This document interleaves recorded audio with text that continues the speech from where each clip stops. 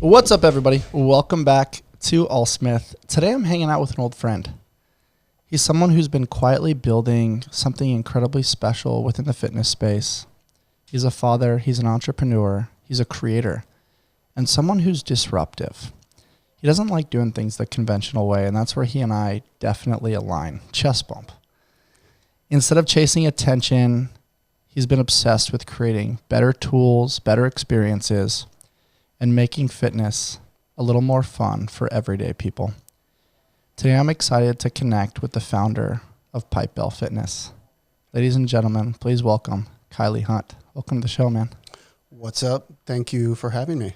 Dude, I'm pumped to Pretty chop cool. it up with you today, man. For sure. We're under the lights, man. It's like Friday Night Lights. It's pretty cool. This is going to be sick. And it's funny, man. Like, the fitness space wants to be so performative all the time. It seems like a show a little bit. And what I really appreciated way back in the day when we were doing photo shoots for Born Primitive, shout out to Bear Handlin and Mallory and the crew. Stoked that we got to connect with you through Common Thread Collective on the San Diego side. That was the marketing team that brought us together, which is cool. And, dude, what I always very much appreciate is just you were fucking real, man. You didn't give me smoke and mirrors. Like, you gave me the real deal.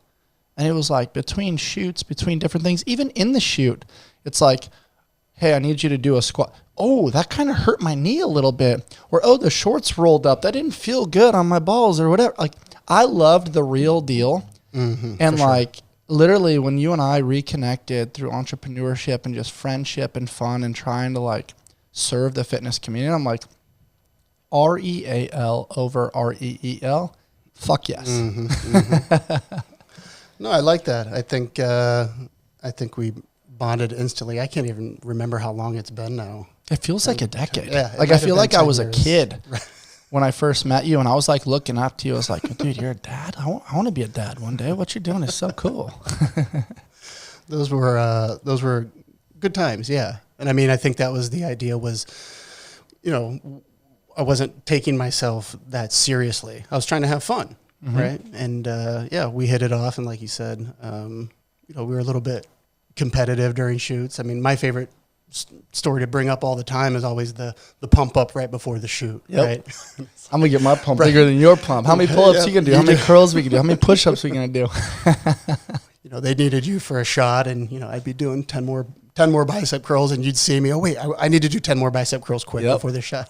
Yep. And at the end of every shoot, I had nice elbow tendonitis because of you, asshole. Hey, but the shoots came out good. They did. They provided some cool product way back in the day when, you know, it was cool. Like, there was a lot of different fitness companies early on.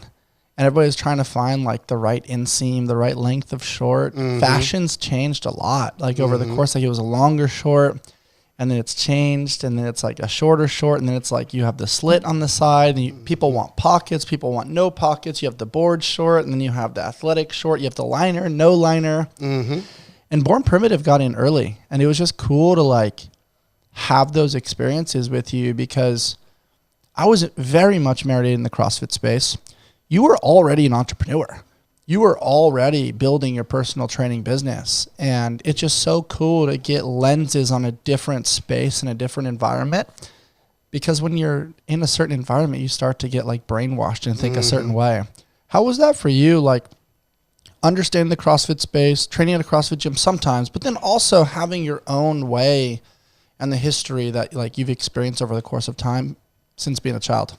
Yeah, well, being in fitness was just a part of my life growing up. It was, I don't remember not being involved in fitness. I was always competitive as a kid. But yeah, I think the transition for me was moving out here from Ohio. And the land of Rogue. That's right. And the Arnold Classic is, Columbus, Ohio. So yeah, the big transition was when I moved out here and really decided to focus on fitness. So that was a planned goal of mine to be in the fitness industry. And, you know, struggled a lot, did a lot of different things, tried everything. And I think that was not necessarily the goal, but that was part of the journey. Sure. Is doing everything, you know, from a NPC bodybuilding competition, You know, I even had a gig with Yoga 6. Yes. I had a copyrighted manual. I came out with a whole fitness program for them that I had to go around and coach the trainers on. And that was a pretty interesting concept. So, you know, you learn a lot along the way. And, well, I'll say how I found CrossFit. One of the major reasons was playing sports in high school, three sport athlete, and actually 2-sport athlete in college. Played college football and ran some track. And, you know, I'd always work out like a bodybuilder. You know, I was kind of raised on that old school 80s, you know, meathead, steroid, Arnold and Rogue type West Side Barbell. That's another Ohio. Yep. So Shout out Louis Simmons, R.I.P., man. Yep. Great man. So I was raised with that mentality, which was great. Got me strong. I loved it. And when I stopped playing sports, I continued to train and work out like a bodybuilder. And I felt something's missing. I mean, I still would, you know, ride my bike or go be active, but the missing out on that sport aspect. So then I, you know, found CrossFit, and that was kind of the missing link for me of like, oh, cool. Here's a place that kind of combines everything. So that kind of was my draw and my attraction. But it wasn't, you know, my start in fitness. I mean, I have a degree in exercise physiology. And like you said, I had a, you know, personal training business. And, yeah, so I like to incorporate all things. And that's where I really gravitated to you, is that I didn't start in CrossFit. I got my degree in ex-phys. Okay. And it was just like working as a strength and conditioning coach, appreciating bodybuilding, realizing bodybuilding was missing some things. But then I did CrossFit, and I also realized CrossFit was missing some things. And then I'd go to yoga, and I'd be like, okay, yoga's phenomenal, but it's also missing some things. And then I'd go down to Santa Monica, and I'd like run the Santa Monica stairs or go to Manhattan Beach and run the sand dune. I'm like, this is really phenomenal, but it's also missing some things. And so in my brain, I was like, whoa, like I want to be an active participant in lots of arenas of fitness, but then take a little bit from all of it, put it into this smoothie, blend it up, and make it digestible so I can customize it appropriately to the needs of the individual. And that's what I always appreciated about you. Like modern day, man, I can open my phone and I can see, wow, 3,000 people looked at my story. None of them commented. And so what I'm seeing about that is that most people are consumers. They're not participants. You could have come out here from Ohio and just been like, hey, I'm going to wear these lenses and have binoculars and just look at the fitness industry and maybe be a silent outsider. You chose to be a participant. To enroll yourself in a bodybuilding competition is hard. To enroll yourself and walk into a CrossFit gym is hard. To go into a yoga studio and say, hey, I want to help serve and support you guys. You guys are really mobile. You guys have great length and lines and your breathing capacity and all these things that you're doing in a hot room to aesthetically find length and find fitness in a different way is great. But you're missing strength. You're missing maybe certain isometrics. And I just think that what's so beautiful and what I really appreciate about what you do is you're a fucking participant. You don't just sit there and observe. You say, no, I'm going to go in there and I'm going to shake some hands. I'm going to say hello. I'm going to ask how I can help. That makes you different, man. It's so cool to me. No, I appreciate that. No, that's good. I mean, I don't think I consciously try to be that way. I mean, you forcing me right now to reflect on that, I guess, why would you see it any other way? I guess if you're trying to help someone in their fitness, all approaches are on the table. Here's why most people see it the other way, though.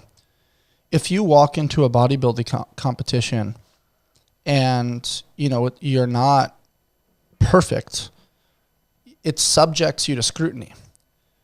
What I think is so dope and what I want people to get from our conversation today is you don't care.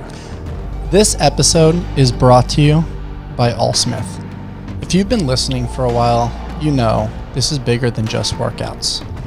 At ALLSMITH, fitness is the vessel. Life is the true mission. We help people upgrade not just their body, but their routines, their mindset, their energy, their confidence, their relationships, and their overall direction. Some people work with us in person through coaching, through accountability, through movement, through community. and through real human connection. Others choose to work with us online from anywhere in the world through customized programming, lifestyle design, habit building, check-ins, support, and a system built around your actual life. Because the goal isn't perfection. The goal is creating a life that feels aligned, resilient, energized, and truly sustainable. If you feel stuck, if you've been putting yourself absolutely last in all the things in your to-do list, if you want support, structure, accountability, and community that genuinely gives a damn, ALLSMITH might be your next step. Movement is the entry point. Your peak expression is the destination. Head over to allsmith.co or shoot me a message on Instagram @TheRealBryceSmith, or shoot a message to our team @AllSmithCo, and let's build something beautiful. I'll go back to that. What's funny is there was a bunch of guys, it was actually a 24-hour fitness, and a bunch of guys were competing in this bodybuilding competition. And I've been training there for a while and, respected. People looked up to me. I had muscles, and I heard there's maybe 3 or 4 of these guys that were going to compete in this NPC competition. And I just decided, they said, "Hey, did you ever think about competing?" And I said, "No, I never had." They said, "Well, maybe you should someday." I said, "Well, when's the show?" And they were like, in 3 weeks. And I was like, "I'll do it." They're like, "You can't do a show in 3 weeks. You have to prepare years and, all these things." I'm like, "Whatever, man. I don't care." Mm-hmm. So I just showed up, and I think I spent one night practicing some posing in the mirror. I'm like, "Oh, I got it." Then you get out there on stage for the first time, and there's not a mirror in front of you. So I'm like, I didn't even know how to pose, and I didn't make a fool of myself. I think overall I got like 8th out of 16th. It was one of those check marks. I just wanted to check that off my list of things to do. Was curious what it felt like, and for me personally, I did not enjoy it. I thought it was really boring. It was really extremely boring day. To just focus on only aesthetics, a little bit silly to me. Yeah. But I did it, and I know what it's like. So I guess in that sense, you can relate to other people that are training that way or want to do that. So I think that's the whole point that maybe you're trying to make, is you experience all these different types of fitnesses. And yes. In that way, you can better serve a variety of different types of people that have different mindsets. You're spot on, man. Right. And you can relate to the ideology. You can relate to the process. Mm-hmm. You can also relate to one of my favorite concepts. We just wrote a newsletter about this. Ready is not a time. Ready is a decision. Oh, that thing's in 3 weeks? Cool. I'll be ready. Right. And it's just like, there's no better time than now. Maybe yesterday. Right. And so it's just like the fact that you were willing to just jump in. I mean, it's the same way I ran my first marathon. It's the same way I ran a half marathon. And it's like, I never really trained for that stuff. I was like, hey, if you stay ready, you don't have to get ready. There you go. But it's also a cognitive decision. It doesn't mean I'm going to win. Like if I want to be the best of the best, yes, the time, the reps, the execution, the program, the injury management, the time on your feet for those types of things, very important.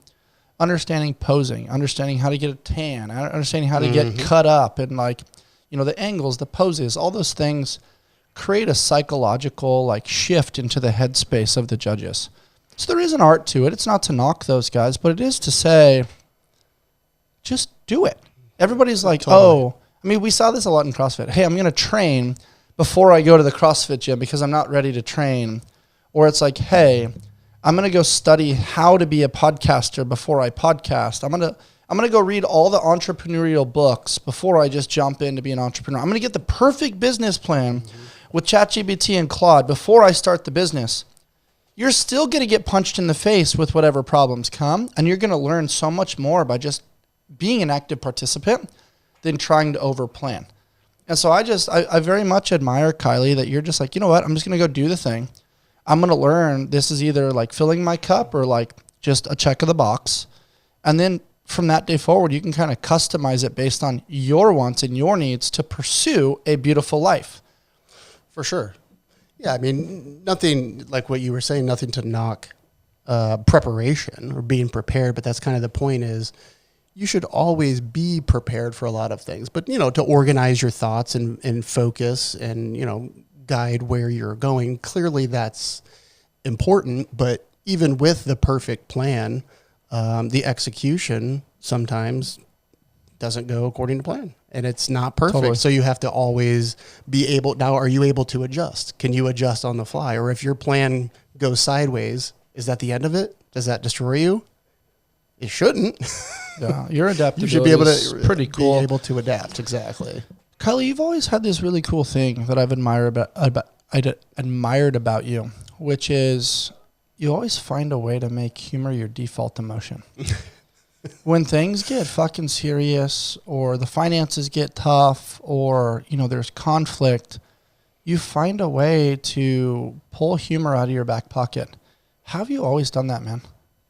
That's actually a great question. I like how you put that right here, because I don't reflect on those things very much. Kind of like I was explaining before, I kind of just do what feels natural. So, I mean, you know, if you went to a psychologist or somebody, you might get diagnosed with, deflecting or using that as a defense mechanism. But yeah, just thinking about it right now in the moment, maybe it actually is funny to me, to be completely honest. Well, what I appreciate is like life inevitably kind of uses a lasso and gets a hold of people as they pursue adulthood, or they pursue business, or being a parent, or things that are seemingly, I have to do this to pay the bills. This is very serious. Healthcare. But it's like, we're all going to die. Exactly. Like this whole world is made up. And like, as Hermosi would say, like it was kind of crafted by dudes that like ate bacon, smoked cigarettes, and had whiskey every single night. Who's to say you and I can't figure this out? Of course. And it's like, I'm not sitting here on a high horse with a social hierarchy saying that like, I'm the guy, I got it. But I am saying that like, it's funny when people are like flipping somebody off in traffic. It's like, if you're a few minutes late, like, time is a made up construct.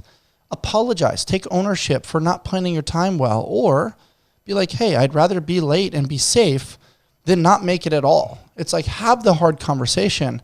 And I think inevitably people get married to these like expectations for everything to like fit into this box. And as Tony Robbins would say, like, exchange expectation for appreciation, your world changes forever.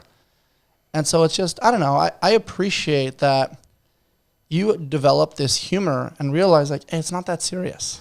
It's not. It's not that serious. I mean, it's as serious as you want to make it, but just like you were saying, I mean, you know, when you come across hard times, of course, is it hard, but what are you going to do?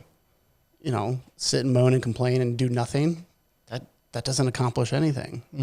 Now you're in a bad mood, you wasted time, you know, it's like, I want to be in a good mood and be productive. Yeah. So that's what I choose to do. This episode of ALLSMITH is brought to you by our friends over at Kalo and their new smart ring. I've been wearing the Kalo smart ring the past few months, and I love how simple it is.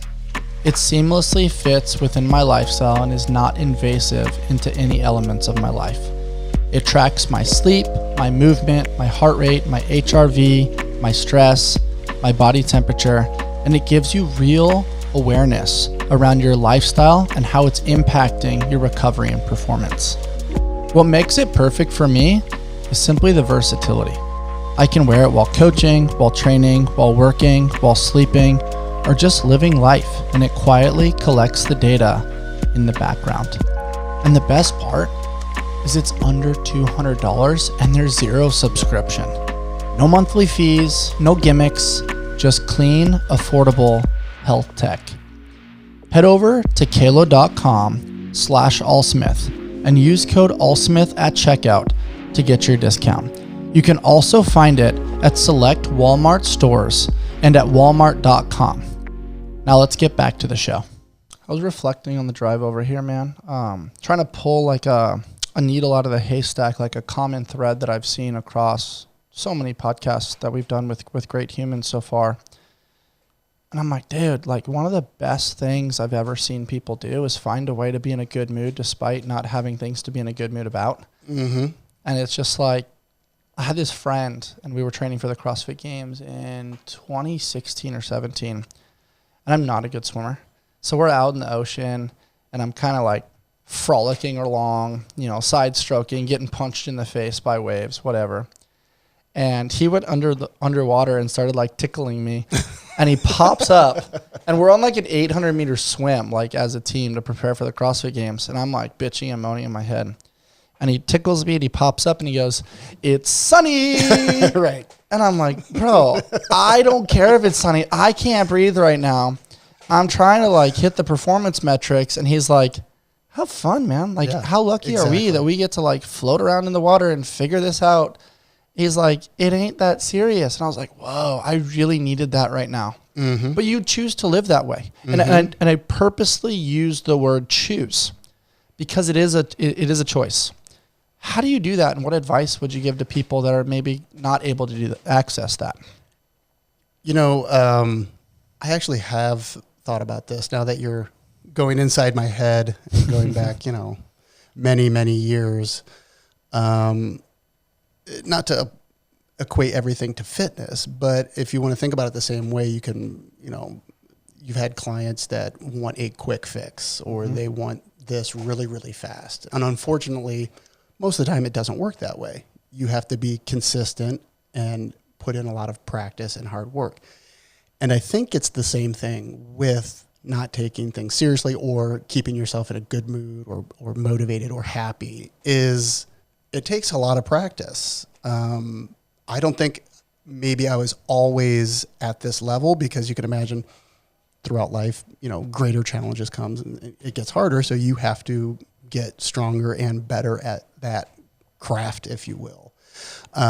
So yeah, you do have to practice. And, I wouldn't call it any quote unquote deep meditation or prayer, but you do have to go inside yourself and really consciously and or subconsciously focus and do what it takes to decide to get out of that negative headspace and focus on something positive. And obviously it's easier said than done, just like in fitness. Well, how do I do that? How do I get there? Just try it right now. And then guess what? Tomorrow, try it again and then try it again. And I bet after 100 tries, you're going to be a little bit better than you ever were before. Yeah, that's it. Just keep going. Just keep trying. I like the thought around try. I like the phrasing, the verbiage around practice, because I think we're in a season now where we don't lack information. People can AI the right fitness program. It's like, okay, you know what to do. You have to go do it. That's it. You still have to execute. That's it. But to execute once is not hard. To execute twice is not hard. To execute 365 days is very hard. And that's not to say we have to train every day, but it is to say, okay, 365, how many days we have in a year? There's 104 days. That's for the weekends. Most people are going to take that off. And then you're like, okay, life, sickness, traffic, miscellaneous experiences, work. Now, inevitably, it's like you have to subtract and you have a portion of the 365. To be consistent is hard.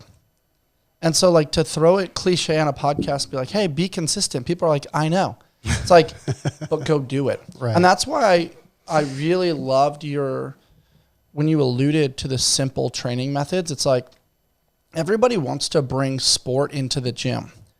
But it's like if you push, pull, you squat, you hinge, you carry things, and then you do a little bit of monostructural, running, rowing, biking, burpees, jump rope, those types of things, you're actually going to be really well versed, not just for life, but also for sport. But everybody's like, oh, I'm a golfer. I need to do this rotational thing and that rotational thing. It's like, yeah, those things can be helpful, but you can also just get better by golfing. That's of course. And then when you go into the gym, you can use those principles to get better at those things and create awareness and body connection and mind muscle connection. But what are your thoughts there around? I'm a huge believer. We're both wearing black tees right now. Mm-hmm. Simplicity is the ultimate sophistication. What are your thoughts on how complicated people are making fitness, bro? Yeah, I think, and that's kind of what I was touching on before, but then at the same point of, that focus and staying happy and the choices that you're trying to make, it is a decision on how you spend your time. of course, right? But simple, that's kind of a subjective term, of course. But yeah, consistency is key. But your questions about my thoughts around keeping it simple. Yeah, and when I say simple, I mean, hey, you're going to have a push. You're going to have a bench press and a shoulder press, a burpee. You're going to have a push-up. You're going to have a pull, some sort of pull-up, some sort of row, some sort of clean potentially. And then you're going to have a squat pattern. You're going to have a deadlift pattern, a hinge pattern. You're going to carry some things around, like you said. But the world wants to make fitness so complicated, and it's not. It can be very simple, but it needs to be practiced consistently to work. Yeah, I think what we're getting at here too is maybe even what CrossFit was trying to accomplish, where it's constantly varied. But in that aspect, everything should be constantly varied, meaning I've had crazy ideas around fitness almost the same way where there are sporting seasons, where it's football season. So instead of trying to do it all every day a week and try to do this 6-week program and pack it all in, maybe for 6 weeks, it's just football season and you just focus on one thing. And then the next 6 weeks, you focus on another thing. Instead of trying to, nothing wrong with doing it all, do that for 6 weeks. Yep. Right. And then try that for whatever, a couple of years. And just like you and I, and then you explore different things. I think that's the beauty of fitness is you don't have to do it all today. Mm-hmm. You should continue to try everything and, keep pushing yourself where, just like you said, if you don't swim, maybe for the next year, that's really kind of all you do. That's your outlet. You just like swimming a lot. And then you come back the year after and you start deadlifting heavy again. Mm-hmm. There's nothing wrong with that. It's not to say there's anything wrong with swimming and deadlifting on the same day every day for 6 weeks. That's cool too. Yeah. And that's what I like is you're not saying there's a right or a wrong. You're saying there's exploration. Yes. And that's what's incredibly important as we approach closer to the understanding of Pipebell Fitness. Mm-hmm. You're touching on lots of different modalities. You're definitely understanding that convenience leads to compliance, and having a tool to then navigate lots of different modalities will create compliance for people. And at the end of the day, the compliance is the science. And so before we kind of unpack what Pipebell is and give people some explanation as to what that is, who was Kaili before fitness became your career? Young Kaili. What was your life like back then, and how did you formulate some of these explorative values? Oh, man. Well, you can imagine I grew up in a small town called Tiffin, Ohio. Way different than out here, and it was a different time, if you will. So from an early age, the friends that I hung out with, it was all about riding your bikes and competition. Everything that I can remember from a young age was built around being competitive with your friends. But we didn't think about it as fitness. We were just out on our bikes and... I'll race you. You race me. Let's get to that light pole first. Exactly. Or, I mean, even something as simple as, we'd go out to the woods and we would have this, it was called Fort Spider Ball. We may challenge each other who could build a better fort that day, right? So it's like, you're competing against your friends. But, oh, he built that. I want to build this.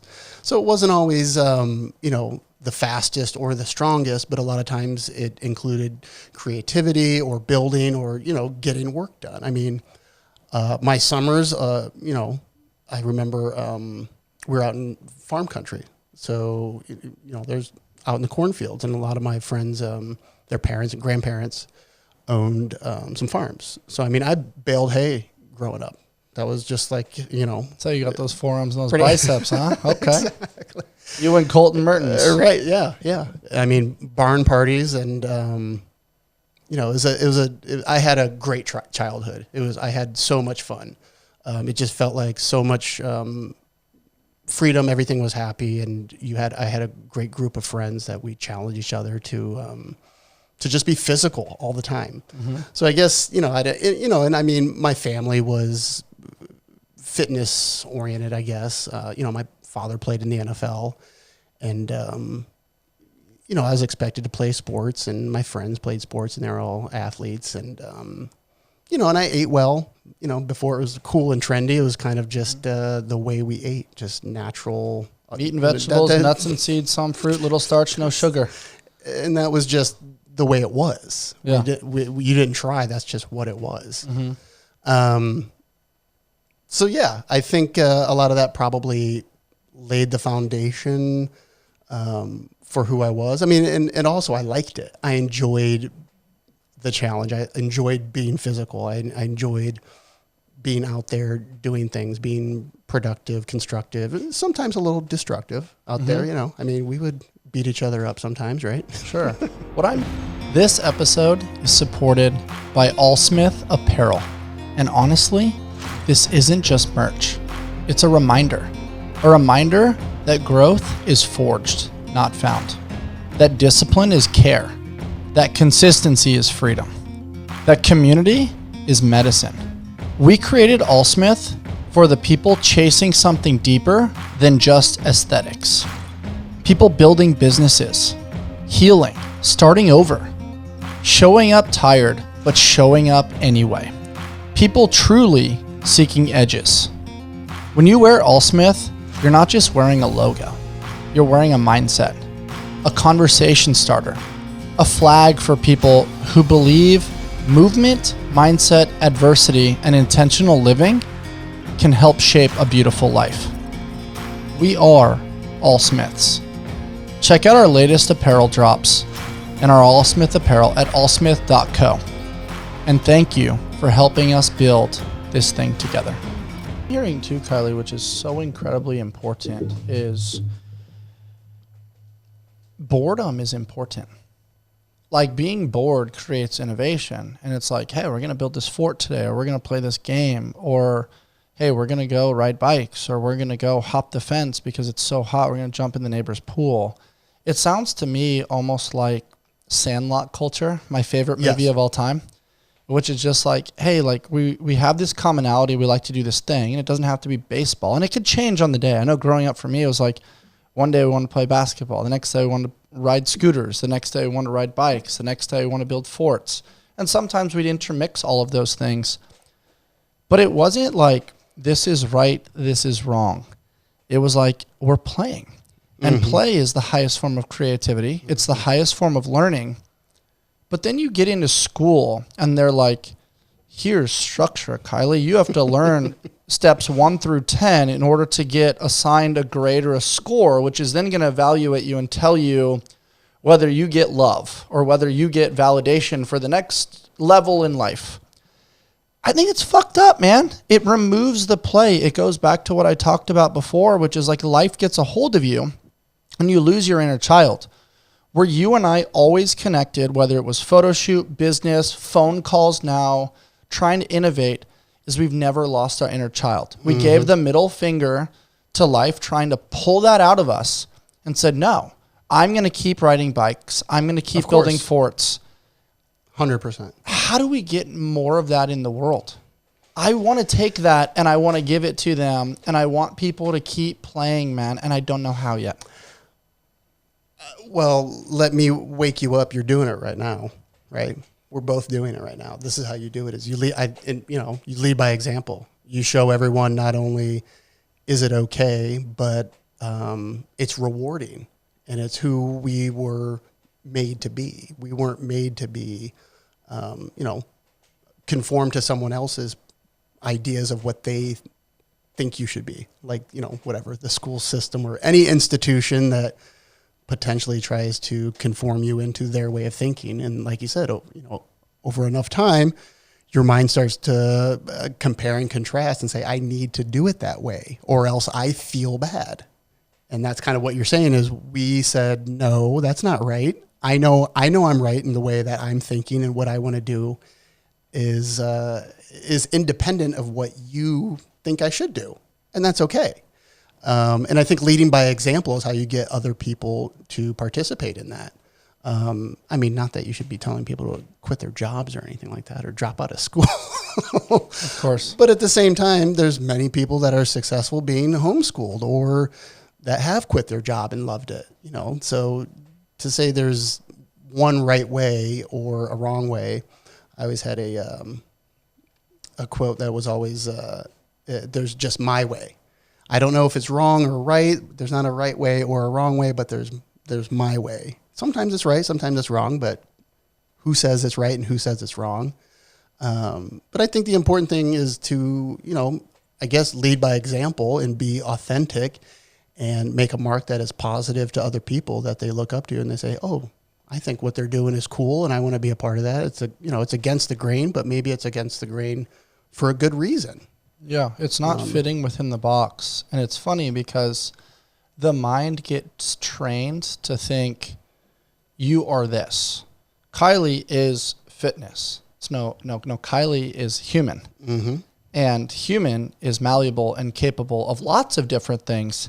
He just likes to play. Mm-hmm. And the world views play as fitness. Mm-hmm. And so it's just interesting how the mind plays with that. I had this fun conversation with somebody yesterday, dude. What does 1 + 1 equal? 2. So that's what the world tells us, right? Mm-hmm. But 1 and a 1 is 11, right? If I take one pile of laundry and I put it onto another pile of laundry, it's just a bigger pile of laundry. So 1 + 1 = 1. But that 1 is just bigger now. Yeah. If I take a pizza and then I take another pizza, you're right, it's 2 pizzas. But the world says you're an idiot if you don't say 2. You and I are now like, hey, you want to come play in my sandbox? 1 + 1 could be 11. 1 + 1 could be 1.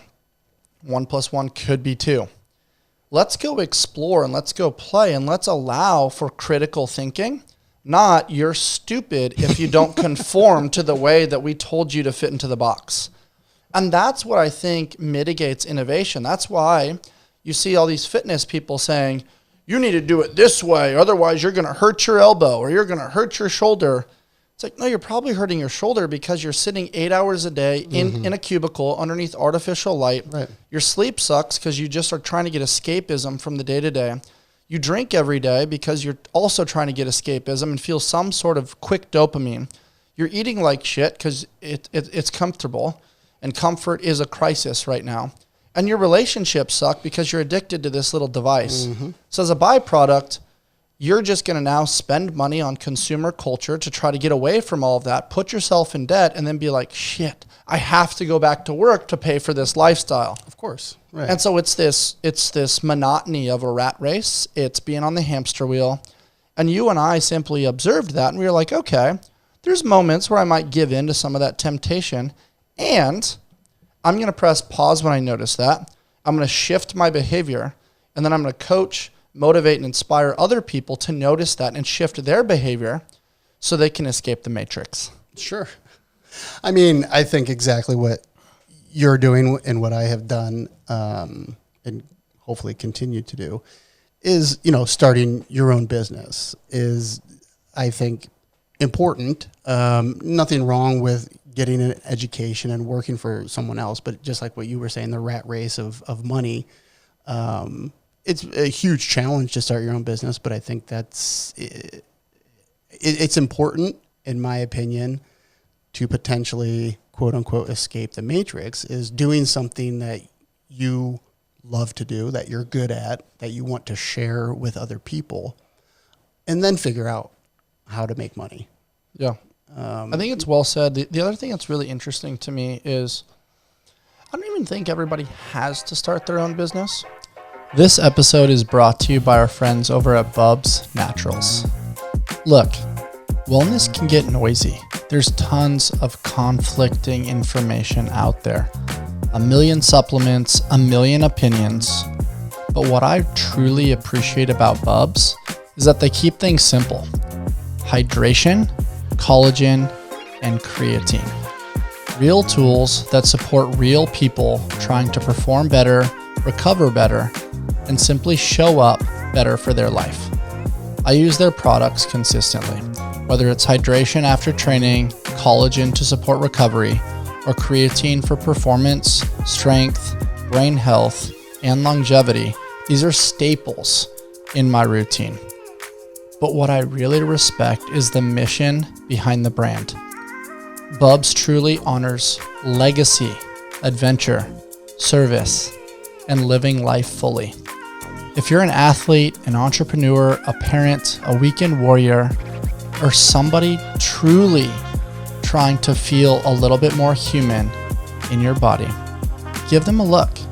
Use code ALLSMITH to support your wellness, your journey, and support what we're building here with the ALLSMITH podcast.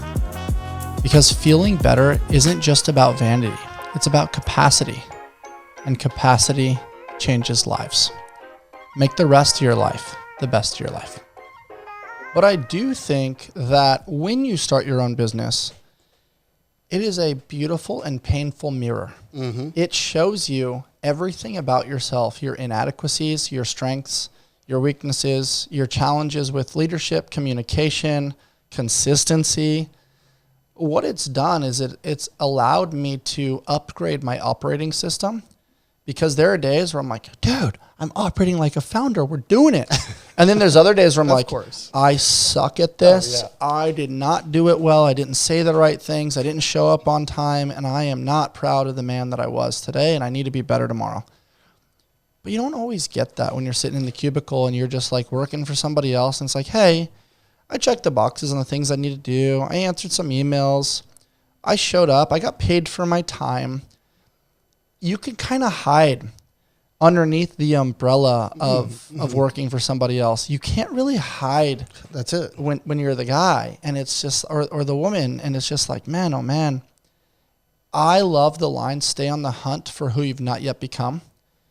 And that's what entrepreneurship does, is it forces you to become the person that's capable of doing the thing. And then going back to the swimming analogy, you either sink or you swim. That's really it. That's really it. And then, going back, being able to adapt on the fly, where if that plan's not going well, can you adapt in real time and figure it out? And we had the founder of Blenders on, Chase Fisher. And he sat in that spot and he goes, the number one skill of entrepreneurship is simply to figure it the fuck out. That's it. And it sounds so easy, but dude, it's so hard. It's so hard. And it's never what you think. Sometimes. No, it always costs more and takes longer than you think, for sure. Yeah, it's interesting. I mean, I think, my father owned a business, and he, I would say, inadvertently instilled that in my mindset where, there's nothing wrong with working for someone else. I'm not against that by any means, but I think it was just kind of the way that I was raised, that you should be doing something for yourself. What that looks like, that can be a million different ways where, you could be a semi-pro basketball player, right? It wasn't. It's so funny. I changed my Instagram to, I played pro for like 5 minutes because I was over there and I was like, dude, I was actually a better pro than I was a college basketball player. But I was like, dude, back in the day, we didn't have iPhones. It was like a flip phone. There's like barely any footage, and there's like barely anybody in the stands. They're like, dude, what were you doing over there? I was like, I don't know, man. I was scratching the itch of like this basketball dream, and I wouldn't trade it for anything in the world. However, it does not stack up to the NBA in any way, shape, or form. And not to always compare it to fitness, but I mean, we're both fitness guys, and maybe that's what it's about, where it's like that's kind of what your, quote, career looks like, where it's you can almost look at it as a prescribed workout where you try to do it all in one day for 3 weeks, and then for the next 3 weeks you just focus on just one thing, which is deadlifting or raising funds or one thing, and then the other 3 weeks you go off swimming, and that's your creative time or letting loose or discovering or research and development. Where I love the way you understand seasons. Right? I think that's important. I think people forget about that. Yeah, my wife and I talk about obviously you want to romanticize life balance or the harmonization of work and play. But there are seasons where you're like, no, I need to grind. I need to sprint right now. Mm-hmm. And nothing else matters. And I might be a little serious. But that doesn't mean I am a serious person. Right. Or I have to sprint all the time. It's like, no, I'm just in a season. Mm-hmm. And then we're going to get to the end of that season. I'm going to have a little bit more data, a few more variables to consider. And it's like, okay, I can shift accordingly now. But that's what I would say about like basketball, for example. If I never scratched that itch and pursued just this adventure of playing professionally overseas, I would have always wondered what if. For sure. And so to me, it wasn't really about like the notoriety, the validation, or whatever the world was going to give me. I had to do it for me. And those were my words to kind of my tribe and my parents before I left, because I still had 21 units left in my undergrad before I left. My mom was like, oh, you're never going to Wow. finish school. And I'm like, I have to go do this. I Mm-hmm. don't know why, but this calling, the noise is too loud in my ears. I have to. It's not like I want to, or Of course. like if I don't do it, life will not be complete. Mm-hmm. I gave way too much to my childhood and everything in between. And this little ball that was in my hand and the bounce and the dribble and the way it felt coming off my fingers was how I navigated adversity as a kid. But what I want to pick your brain on, Kaili, is that worked for me. And then it became, when life got hard, I'd do pull-ups, I'd do burpees, I'd go run. And then injury happened. And I couldn't navigate stress based on this escapism, which my drug was sports. And then losing my parents, it's like, they were the 1 and 2 people that I could trust. Now I was like, who do I trust? I mean, you know this. Your father is the one man in the world that wants to see you be more successful than him. Mm-hmm. That's a hard pill to swallow. Mm-hmm. Especially when you're young, you're up and coming, and you're just like, I want people to root for me. I'm looking for a team and a tribe. And then all of a sudden you jump into the land of entrepreneurship, and it's romanticized now, but it's the lonely chapter. No one gives a fuck. That's true. Nobody Except cares. you. Yeah, yeah. And it's like, I couldn't then just jump into basketball. My elbow was all messed up, so I couldn't jump into pull-ups. And so I thought it always had to be this external thing. And I was great at working out, but it wasn't until all of this happened that I learned to work in. Have you had that experience where you're like, whoa, like I'm either not enjoying working out, or I don't want to do this, or it's just not working for me anymore? And you were like, fuck, like I have to try something new. Well, I mean, I think I felt that way during a lot of workouts. During a workout, right? Yeah. But I mean, specifically, of course, I think we all go through those moments, but to what degree and at what stage of life that's what's different from person to person, of course. So yeah, I mean, everyone deals with, what they are experiencing and what they are feeling differently. And that's how you grow. That's how you learn. But it's, you're asking specifically for me, have I had those types of hardships, and what do I look for and what do I do about it, and looking inward? Of course, I think I've kind of always done that. And a lot of times you don't find anything at all, and you look for an answer, and sometimes you don't get it. Mm-hmm. Right. So it's like, okay, I'm going to figure it out. And to me, sometimes I laugh at that, where it's like, that's okay. Okay. I got to figure this out. Okay. I didn't figure it out. That's kind of funny. Yeah. My father maybe next time. Say, right. I love that perspective because it just thinks of you in the woods with your friends.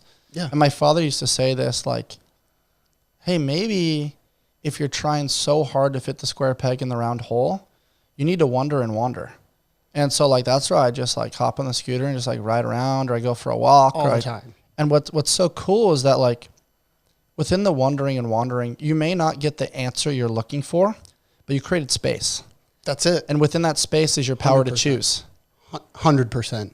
I mean, not that we have to shift gears, but that's exactly how Pipebell was formed. I think that's how most of my greatest ideas have come from, quote unquote, that wandering or being bored, or just having that space, that alone time, where maybe I'm not even looking for anything. I'm just enjoying the day. I'm randomly on the beach and just zoning out, and just, one of those staring at the waves for 3 hours, just trying not to think about anything, just zone out.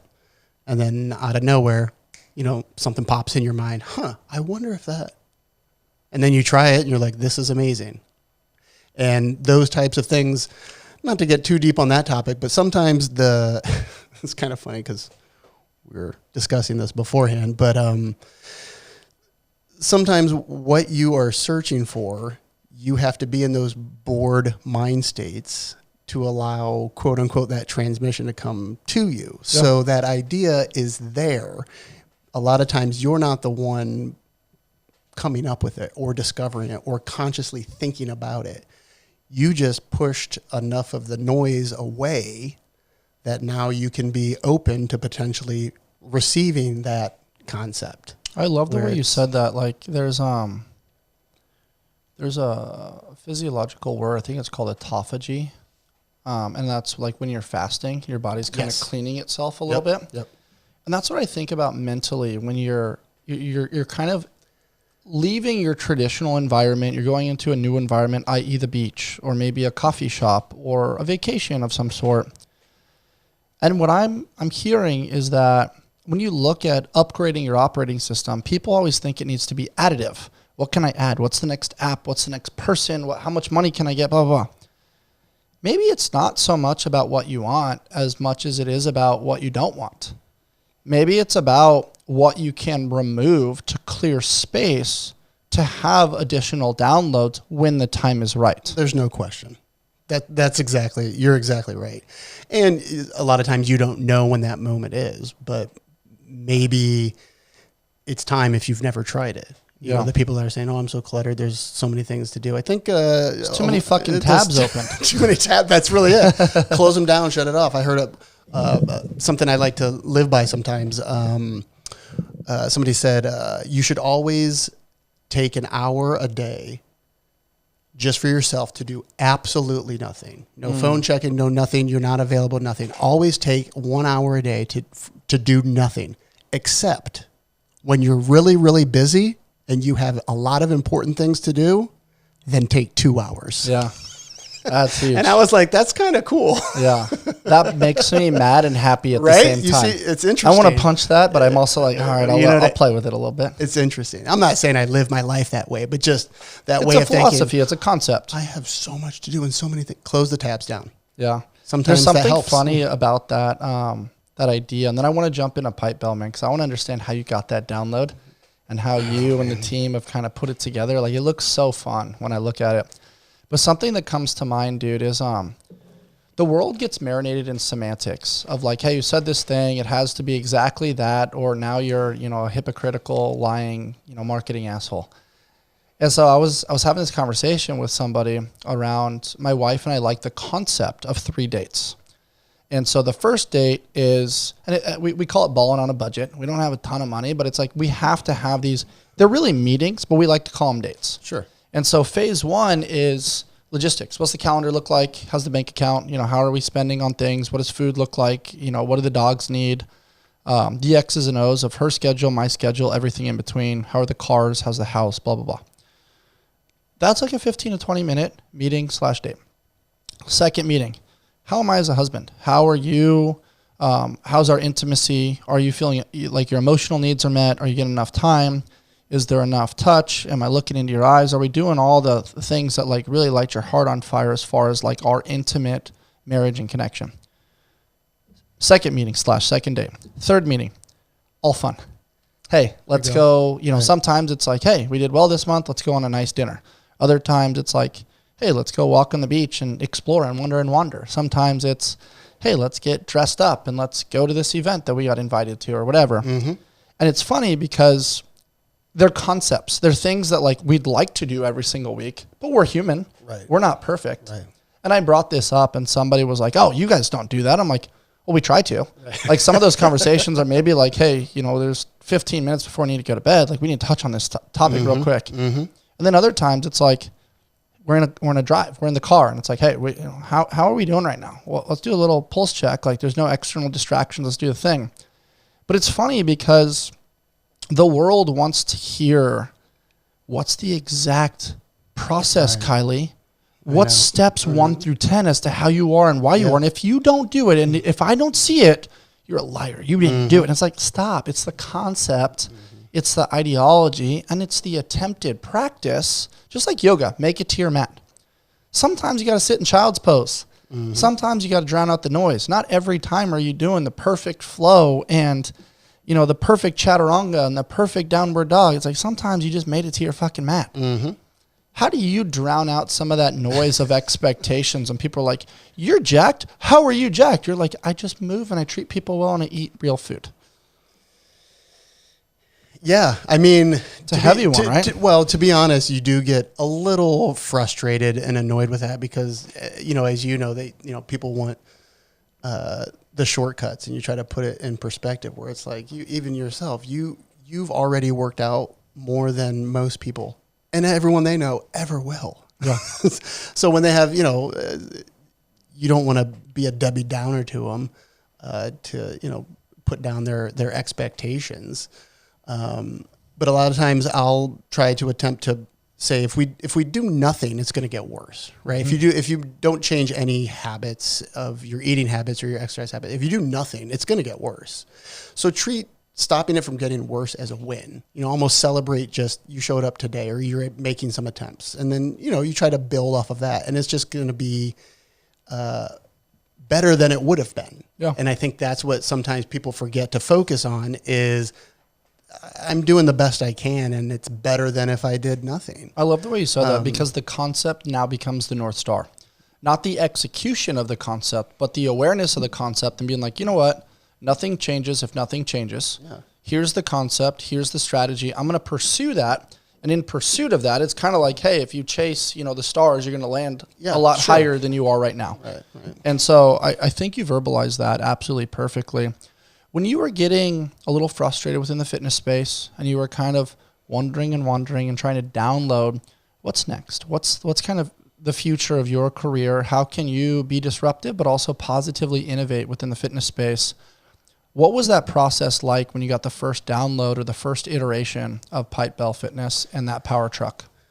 Well, you know, it was a long work in progress, obviously. I think in my career in fitness, I was always looking for something, right? I'm always experimenting, trying new things. That was always my mantra, if you will, where I always like to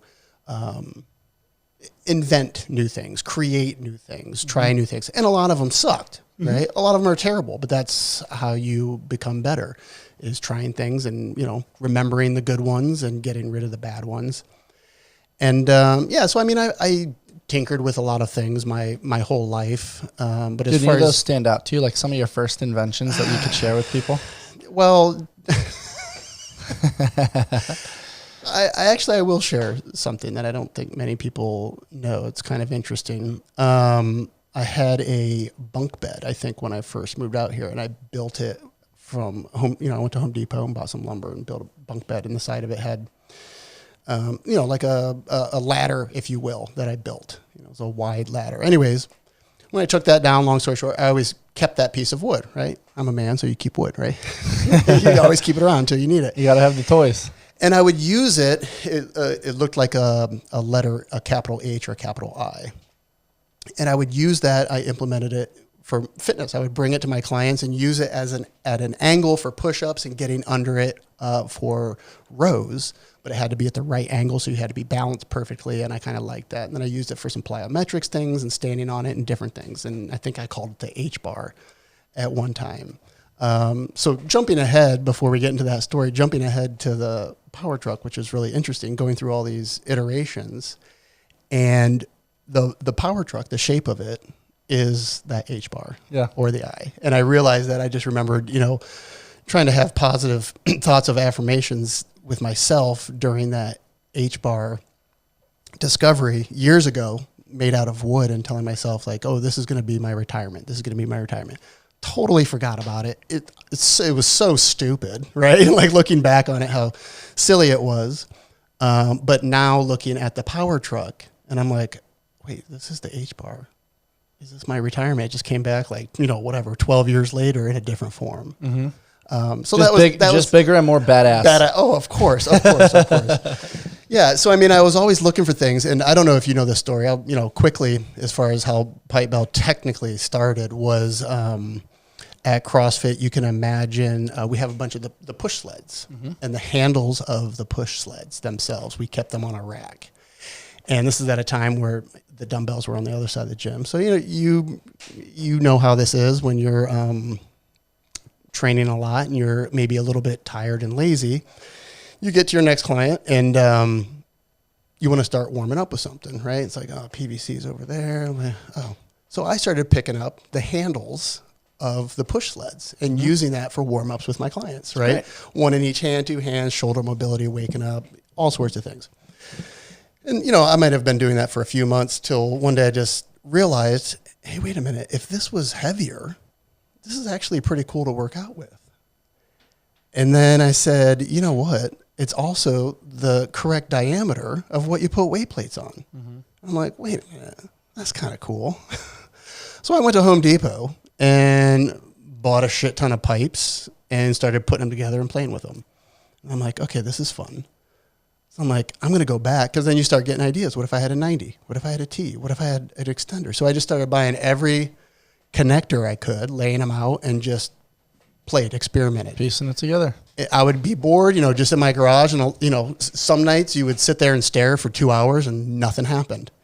But other days, in 10 minutes, you invented 10 products. Where it just, some days it would just be firing. Isn't it fascinating how the crazy. mind works? Like sometimes just like, it's like the waves, man. Sometimes you're just pumping, and then other times you're like, I'm just floating here and there's nothing. And learning to enjoy that instead of getting frustrated when I'm like, oh, I want to search for this and nothing's happening. That's okay, man. Yeah. That's totally fine. Learning to be okay with that. It's not easy. Of course I got frustrated. Sure. And you can imagine putting those pipes together. There's lots of times where I'm sure my neighbors, think I'm crazy, where it's 10:30, 11 at night and putting those threaded pipes together, and they're stripping and I can't get it out the right way. And I lose my mind, and I'm throwing them down the street, and there's pipes ding, ding, ding, ding down the, neighbors, whoa, what's he doing? And I'm like, losing my mind sometimes. Intimidating the other dads. Exactly. Dragging the sled and flexing on them. 100% neighborhood alpha dad. It's so funny. So just, played around, basically just playing with pipes. You turn to the garage. I mean, it was always kind of a home gym, if you will. But then it kind of turned into, a laboratory to experiment, where I would always be creating things and inventing things. And, you get obsessed with a new idea and push it forward and try it out and find out, it's not that great. What if this? What if that?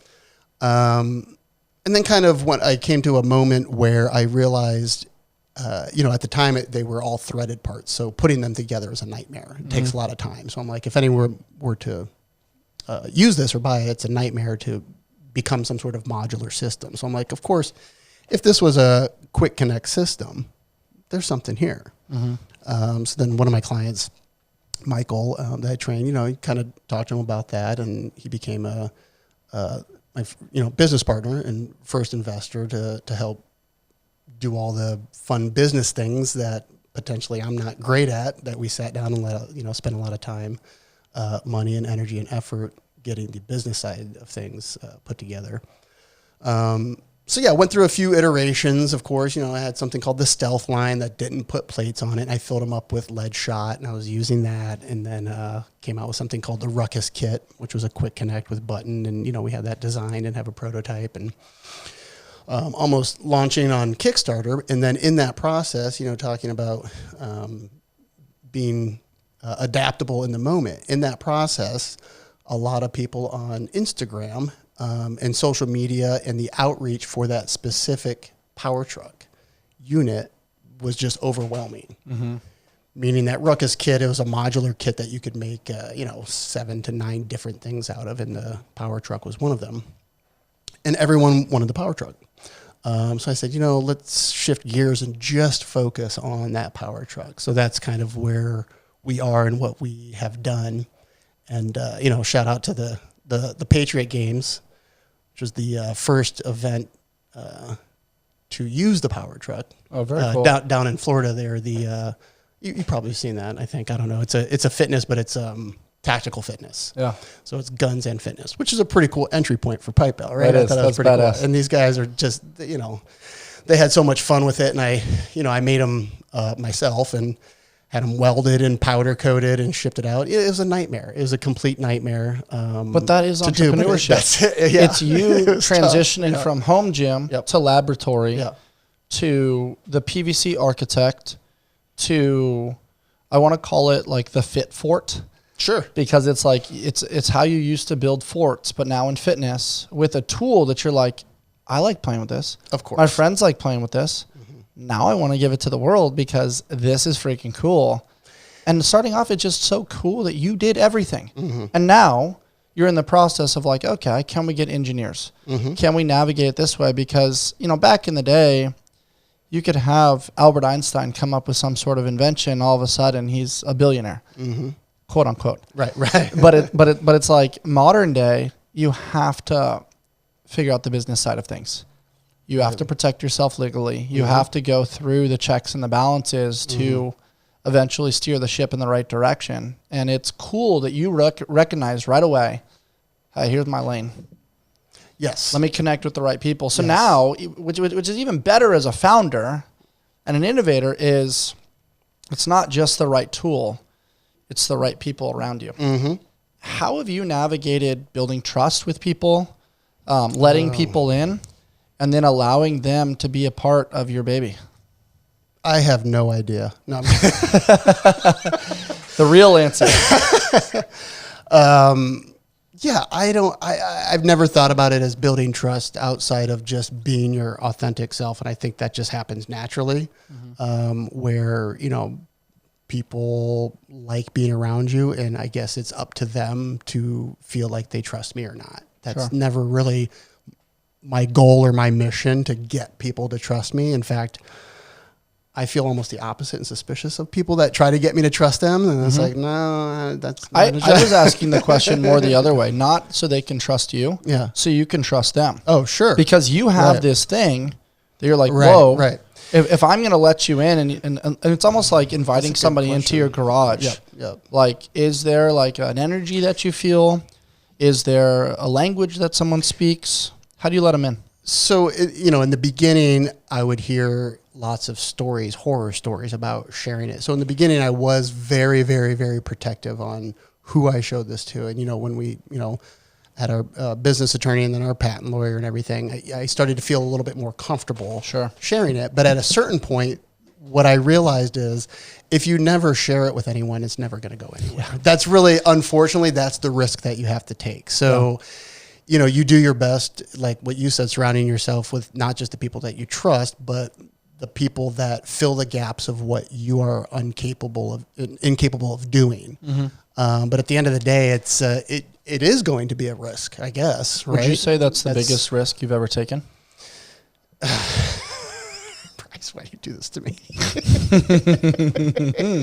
I guess the story on that's yet to be told, maybe, right? But yeah, of course, it's a huge risk, because it's, like you were saying about the power truck, I love to use it. It's my favorite piece of fitness equipment of all time. So yes, of course, I'm going to feel biased towards it. I want it protected, but at the same time, I want everyone to use it.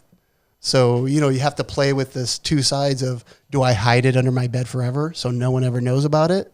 That's the only way to stay, 100% protected. Sure. Or do you do your best and, hope dotted enough I's and crossed enough T's that it's good enough to start sharing, right? It's inspiring the way you describe it. You're jumping off the cliff and just figuring out the wings as you go. But also, I think you just established your marketing term, the greatest piece of fitness equipment. I love it. Like literally, when I hear that, it's like, it's so versatile. And for people that maybe haven't seen it, can you describe it for people and then point them maybe to the Instagram or the website where they can see more of it? Yeah. So Pipebell Fitness is the name of the company. We own the website, pipebellfitness.com. You can see it there. And on Instagram, Pipebell Fitness. And then my personal Instagram is Kaili Hunt, Pipebell Fitness. So tons of videos on there, of course. But yeah, essentially the concept, how do you describe that? The power truck would essentially be what we're calling two weight axles connected by a center axle. And that's kind of, it almost looks like a power truck. And then you got a connector down the center. So it has that H kind of shape. Correct. A capital I or an H shape. Exactly. Perfect. So you picture, the main reason why it's called a power truck, you can just picture a truck. Now just take the top off, look at the axles, and the weight plates are the four tires, right? And then you got your center axle or transmission, all the other thing, and then, it rolls just like a truck. So essentially, when it sits on the ground, it looks like, what a car or what a truck would look like. In fact, on TikTok, I posted a few times, and I didn't even know about this, but people said, called it hashtag gym car.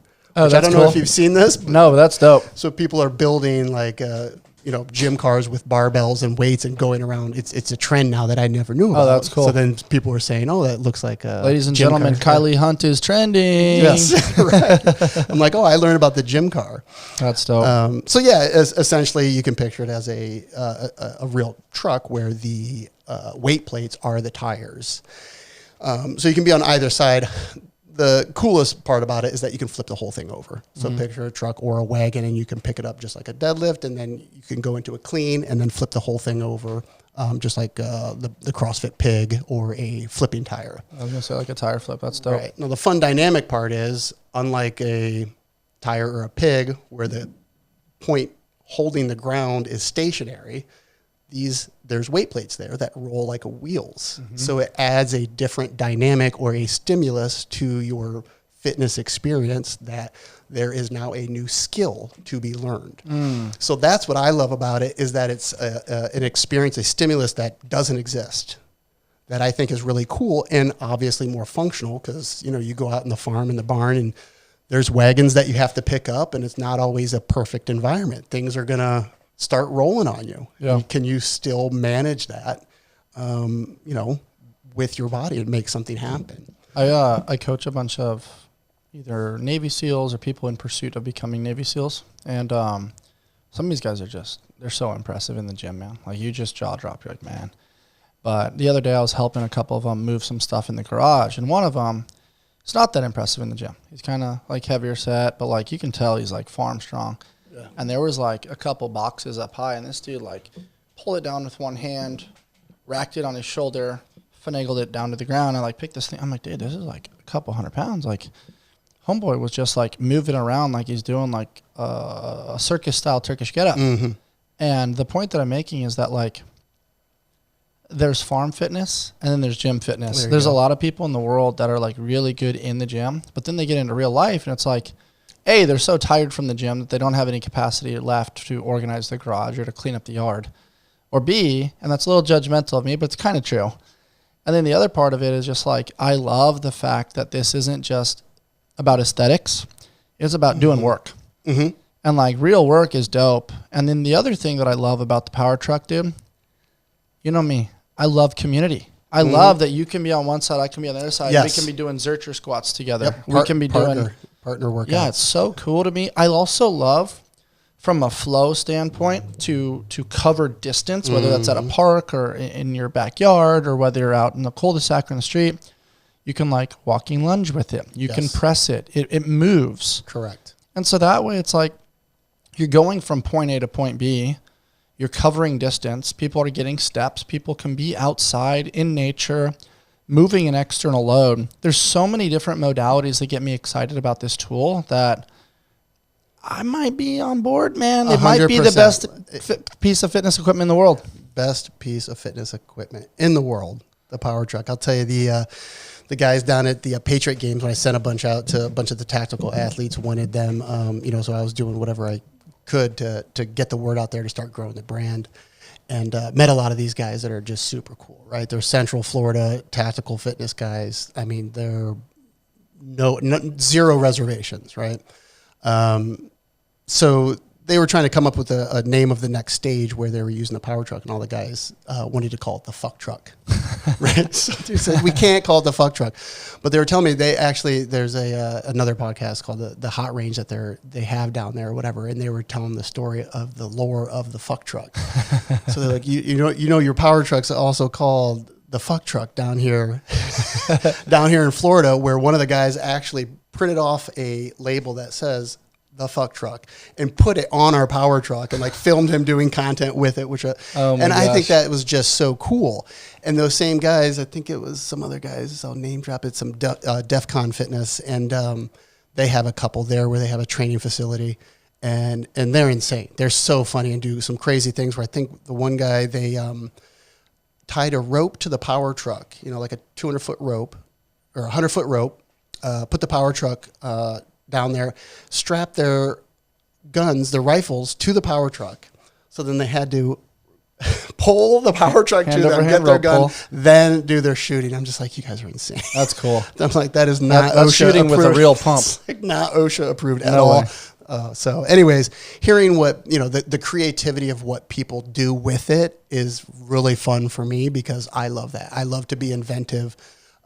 People experimenting, doing new things with it. That's the other part of it, that you can take two wheels or plates off of just one side, and then it flips upright into what is called the vert, which was actually another product of the Ruckus kit. And I realized the power truck also is a vert when you stand it up on end. And then you can put it up on boxes. You can do back squats, overhead press, more zercher carries, bench press. There's tons of things that you can do with this. So it's like super, super versatile. And then actually just a couple days ago, I realized too that I can put two axle center pipes on it, and I calling it the dually. So there's, a few different iterations that you can use, and essentially that center axle itself can be used as a axle bar, right? Just a regular fat bar that you can use. So, super versatile, super fun, and like you said, it opens up a new way of working out and growing a community that can not only do partner workouts, but like what you said, that rolling capacity when you do zercher carries where it rolls, those using the weight plates as wheels. We even thought about coming out with, weight plates that look like tires. Have little treads on them for like off-road. That's cool. Off-road on the power truck. Me and Justin were talking about that the other day. Okay, which is super cool because it's like, you look at an actual truck, it's like there's so much different versatility with tires. Yep. In case dependent if you're going to use it in the mountains or you're going to use it on grass, you're going to use it on gravel or on a track. It's like, it might be nice to have some different types of plates to tinker with for sure. What you guys are doing is dope, man. I think it's really fun to see you guys out there playing. It's making fitness fun again. It's not just adding complexity on gymnastics or handstand obstacle courses. It's stuff that everybody can do, but it's not getting marinated in just capacity the way something like High Rocks is. I love High Rocks. Exactly. I love the Leadville. I love seeing people run hundreds of miles and this, that, and the other, but it's like, I don't really want to do that. Me either. And so when I look at like a toy that I can play with where I can be strong, I can have fun, I can also like kind of be aggressive and it's resilient enough where it's not going to break. 100%. That's what makes something like sandbags really fun. But this is like an actual tool that's not necessarily going to like rub on my skin and leave me with a rash the way a sandbag will. What are your thoughts on like the future of fitness? Like CrossFit's kind of got a little bit of a stench right now since the death of Lazard Dukic, unfortunately. And there's also been change of command, the direction that it's headed with, is regionals going to exist again? Can you qualify this way or that way? Like, it's not super clear to the outsider as to how to make the CrossFit Games. And I think they're trying to figure it out. Like, I'm always a big fanboy of CrossFit, but I'm also a little frustrated. But then you also have DecaFit, and then you have World Fitness Project. You've got High Rocks in the conversation now. You've got, obviously, when you look around the world, you've got Performance 360, you've got F45, you've got The Yard, you've got various CrossFit affiliates. You have different gyms that are like popping up, kind of like the Compound, that are like more bodybuilding oriented and aesthetics focused. I think they're all great. No question. But which one is going to kind of like be the leader the way CrossFit once was? Seems like High Rocks right now. I love this discussion. I love this one. Well, I think, unfortunately, I think that's maybe, if I can openly speak about this, I think that's what once was the beauty of CrossFit, is that it was the middle finger to the fitness industry when it first came out, right? It didn't care about money, right? Whereas now you see what's capitalizing on all the fitness trends is really focused on how much money can you make, which is fine, right? So I think that's the different lenses that you can look through fitness is not just who's going to be a leader, what's best or what's more important, but the whole other lens is what makes money. So it's maybe a way to try to combine both of them or convince the masses that this is the best way and then figure out how to make money later. Whereas so to get to your question, the event space is obviously where a lot of the money is growing, right? I think you've seen even Xenon, right? Yeah. Xenon. So what I've seen in the fitness industry is it's gotten more and more endurance-based and aerobic capacity, because I believe that that's probably a bigger entry point for more people. More Gen Pop can participate, therefore you're going to make more money, right? So I think that's why we see the boom in that space, and why High Rocks is so popular, because it's a lower barrier to entry, right? So it's an interesting game, man. Like when I observe it, I definitely believe that like movement is medicine. I definitely believe that consistency unlocks reservoirs of potential. I definitely think that community is the secret sauce. But it's interesting because when I look at CrossFit, it's like the fittest on earth, but then it became like, in my opinion, circus tricks a little bit. Like I wasn't a gymnast. Like they don't have a dunk contest. Right. They don't have a 40-yard dash. They don't have max bench press, but they have twirling on handstands and backward uprises and, you know, pullovers. So like it definitely plays to the gymnast. There's a lot of capacity now where it's like, I understand that like capacity is like a measurable, cool thing, right? Force times distance over time. Let's see how much work you can do. And this much times you have more capacity, you can do more in the world. But now it creates this narrative of more is better instead of better being better. So then it's like you can move like an asshole, injure yourself, but you're the fittest on earth.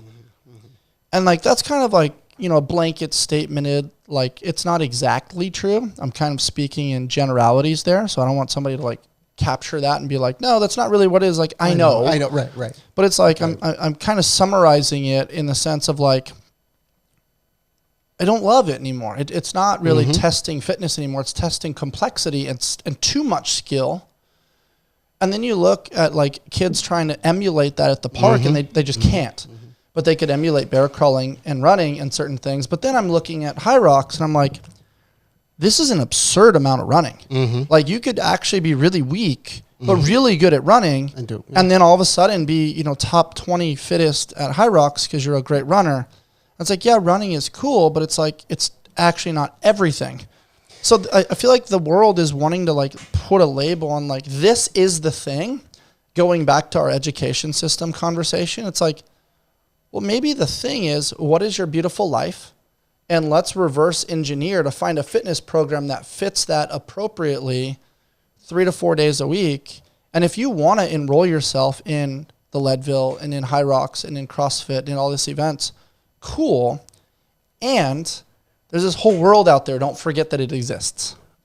For sure. And to continue on that, I mean, I think we're forgetting, you know, CrossFit, quote unquote, would be considered a sport. So I think that's one thing to take into consideration is some of these quote events, or to question which fitness style is the best. It's like, well, it's fine to knock one and praise another, but at the end of the day, it should be personalized to what that person is looking for, number one, or wants to do. And number two, you know, just like any sport, basketball and football, I think that's kind of what CrossFit has gone into, meaning it's the sport of fitness, or maybe it's not fitness itself, but it's the sport of fitness. And then whoever prioritizes the rules and the standards, that's what rises to the top. That's my question for you. When you look at basketball, though, the rules don't change. The ball stays the same. Yeah. The hoop stays 10 feet. Right. The parameters are the same. I think what's difficult, like for people that aren't in a CrossFit gym, is that it's like, wait, what are the rules of this workout? What's the workout? Oh, that's allowed on this workout, but not in that workout. It's very difficult to follow because there's so much variance. It's too much variance, in my opinion. And then now you have High Rocks where it's like, hey, it's the same thing every single time. You can train consistently. You know, the standards might change a little bit on something like a burpee broad jump where you place your hands every single rep. Like me being tall, I could really lengthen and like get a big advantage on the burpee broad jump. The wall ball standard could change a little bit, but for the most part, it's pretty consistent, but it's very biased towards cardiovascular fitness. Sure. And again, those are sport-based fitness, in my opinion, meaning let's talk about going to like a World's Gym and talking about a bodybuilder. Are there standards and rules there to his workout? No. He's just ripping it. Yeah, it's a good point. So it's, you know, that's kind of the point that I'm trying to make is are you interested in competing in a sport where rules are important, or do you just want fitness? Do you just want to work out where there's no rules, there's no standards? Yeah, you can I like the way you said that, man. That it's definitely makes my mind tinker a little bit. That's well said. Right. So people that are just doing bodybuilding in the gym, they're not competing against anyone. They're just working out, man, because they like to work out. Some people just want to work out without having a standardization to compare themselves to. It's great to do that, but you can do anything you want in fitness. You know what this reminds me of? That's pretty cool. You make such a good point there, man. That's what I love about podcasting is sometimes I like get biased in my headspace, but then somebody makes a point. I'm like, damn, that's a really good point. Like I'm malleable enough to shift my perspective. Well said, man. What this reminds me of is good friend of mine, potentially maybe labeled as the greatest big wave surfer of all time, Laird Hamilton.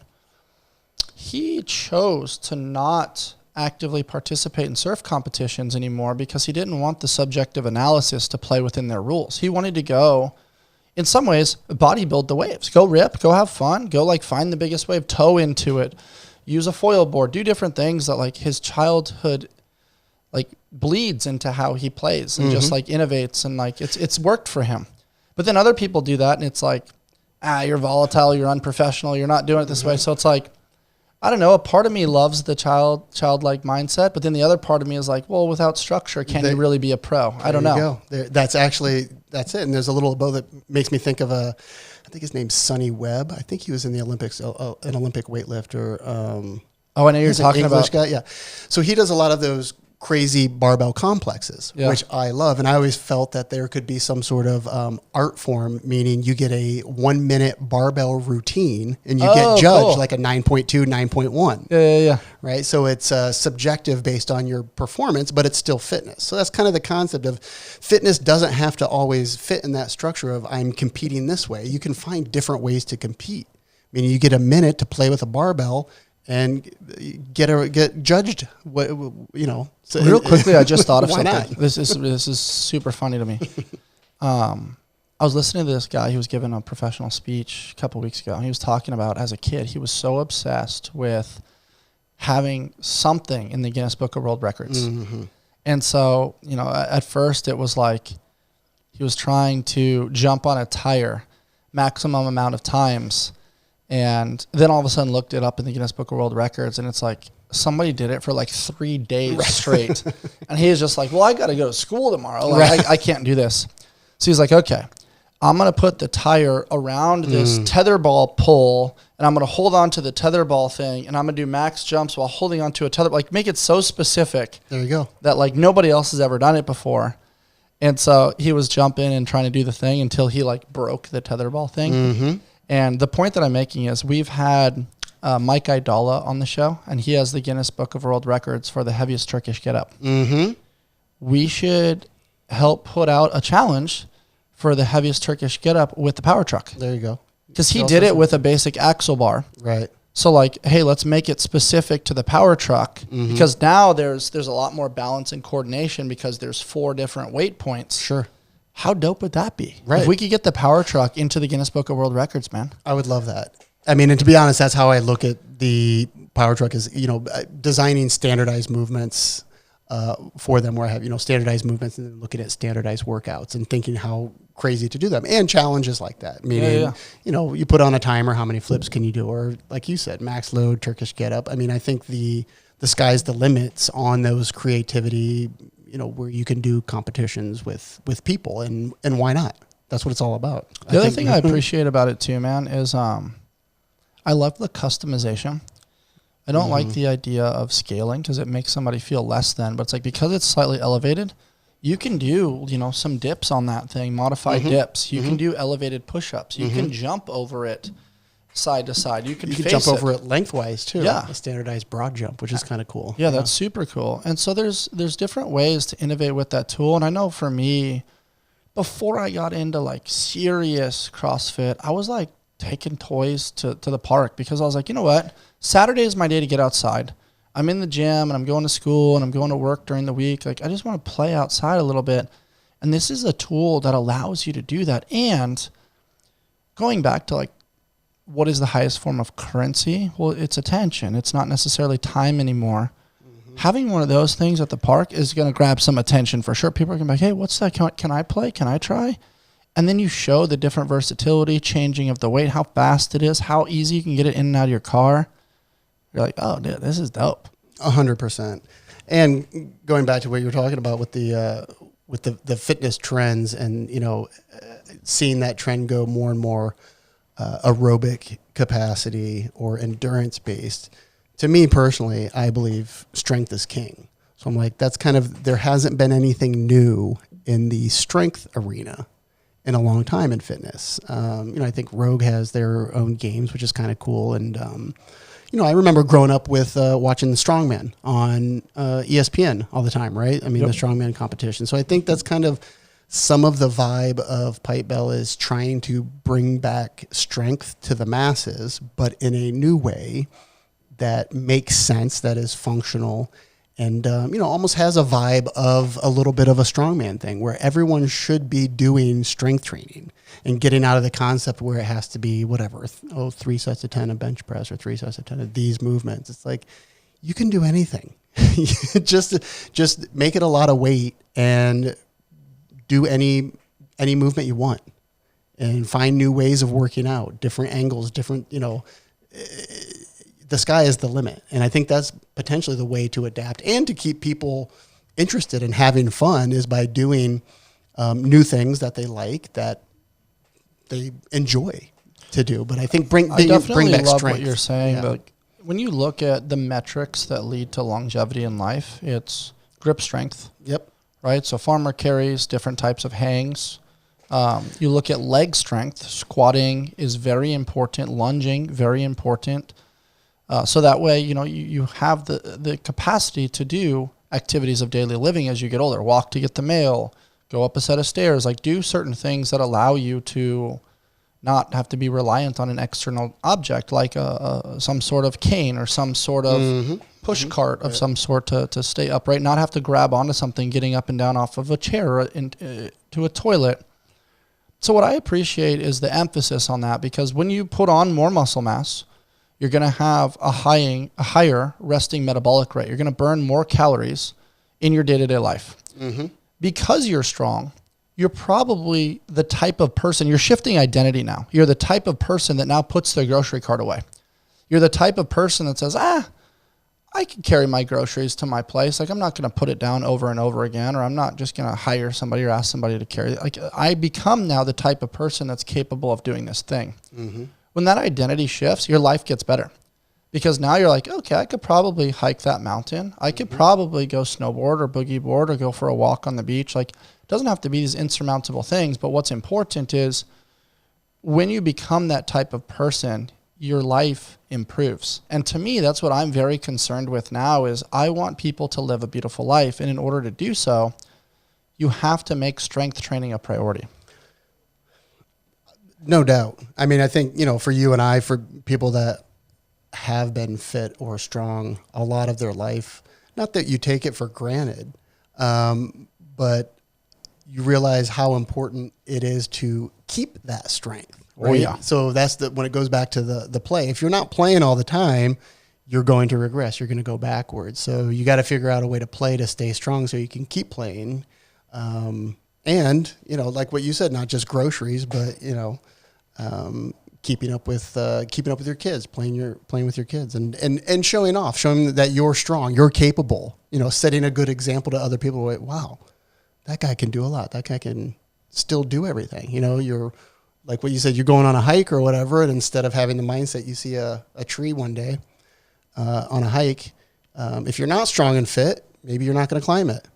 But if you are on a hike and you see that and you're fit and strong, go climb it. For sure. Oh, I don't want to climb that tree. Come on. Yeah. Climb up a tree. Why not? I want to emphasize a couple things. We talked about it before. Building a business is really about building yourself and who you become. And it's really cool to see like who you evolved into. Like you yourself are a transformer. The way you think, the way you communicate, it's all evolved over the course of time and in a positive direction, which is dope. But Kaili, people will forget what you said. They'll forget what you did, but they never forget the way you make them feel. Mm-hmm. You do that in your coaching. You do that in our conversation today. But I've observed it on the Pipebell Fitness Instagram as to how you share your passion around the power truck with other people. They're like, what is this thing? They're kind of curious. Maybe some people are pessimistic or judgmental. But then all of a sudden, you make them feel empowered. It's like, hey, go beat the shit out of this thing for a second. Oh, guess what? You can also do this. Oh, and also watch this. And all of a sudden, I observe the consumer or the participant, and you see them come in like arms crossed. Yep. And then they're like, okay, can I like mess with it? And then before you know it, they're doing the thing.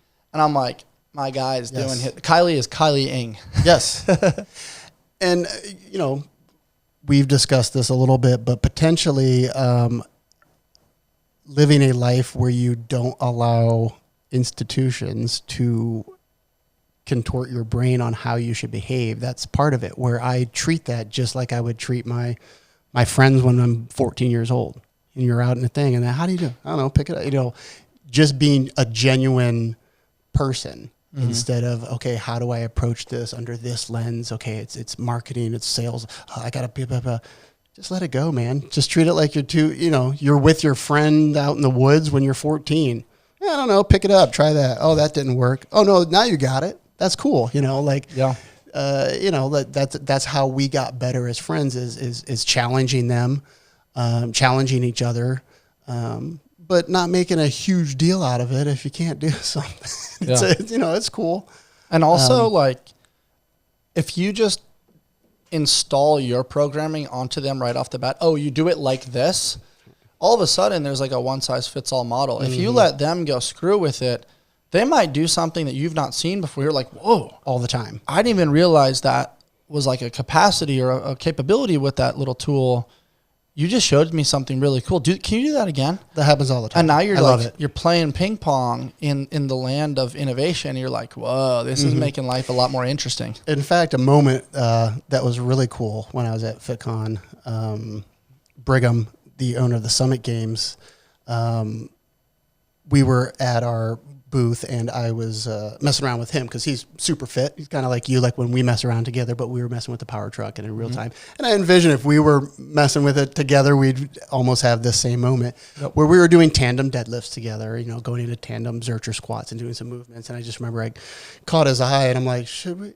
And didn't even really have to say it. And we just started going into hang power cleans with the power truck. That's cool. Like tandem hang power cleans. Whoa. And everyone's just looking at us like, what is going on? And we dropped it, and we were like, cool. And they're like, did you plan that and practice that? No. That's cool. Just happened, man. Game recognized game. Cool. Right. You just have a look and just ride the wave. So much fun. So that's awesome, my personal experience with it. It brings me a lot of joy for, some of those moments and movements, because you can imagine playing and experimenting with yourself is one thing. But when you have someone else working with you, those challenges and those ideas happen in real time, and then a moment like that happens, and I'm like, oh my gosh, I would have never thought to do tandem hang clean and jerks with the power truck. That's awesome. Yeah, so we'll have to do that. I think that'll be super fun. How much rejection came before people started to believe in this vision that you have? Because that's not the fun part that people think about in entrepreneurship. It's like, yeah, it's sexy to romanticize, the innovation that is now and the product that is and gets to go different places. But in the pursuit of that, you're sharing ideas, and people are like, yeah, sure, man, that's cool. It's almost like door-to-door sales, and everybody's just like slamming the door on your face sometimes. What's rejection been like for you in entrepreneurship? I'm going to try not to let my ego get in the way here, but I honestly really don't know whether I don't notice it a lot, or there isn't much, or I adapt in real time. But I'll be honest, there hasn't been much rejection. I mean, other than internet trolls, maybe that's about it, where maybe that's the most that I see is the comments on Instagram. If people say, oh, that's the stupidest thing ever, but I just reached out and said, thanks for your feedback. Sure. Love it, brother. You know what I mean? Yeah. But as far as rejection, if someone's using it with me, they clearly see the benefits and understand that it's fun and a great use of fitness. But yeah, I mean, as far as rejection, I think a lot of it just kind of happens naturally, where I almost feel that before the actual rejection comes. So I kind of might pivot in real time. to maybe mitigate that or learn how to shift gears in the moment. Not Good just, read. yeah, not just Really not just with the product, but with anyone that's a little bit resistant. I remember another time I was showing some guy, and like what you were noticing, how I am with the power stroke when people use it for the first time, and a guy came up and he looked at me and he says, "How do I use this?" And I just looked at him. I said, "Pick it up." And he looked at me and goes, "Well, I don't know how to," he kind of got offended. "I don't know how to pick it up. You're supposed to tell me how to pick it up." And I said, "Maybe, or maybe you could tell me how to pick it up." I like that. And I kind of just challenged him. He kind of looked at me like, "Who does this guy think he is?" Yes. I was like, "Oh, let's see let's see what happens here." He said, "All right," and he stepped up and then he started enjoying himself. Right.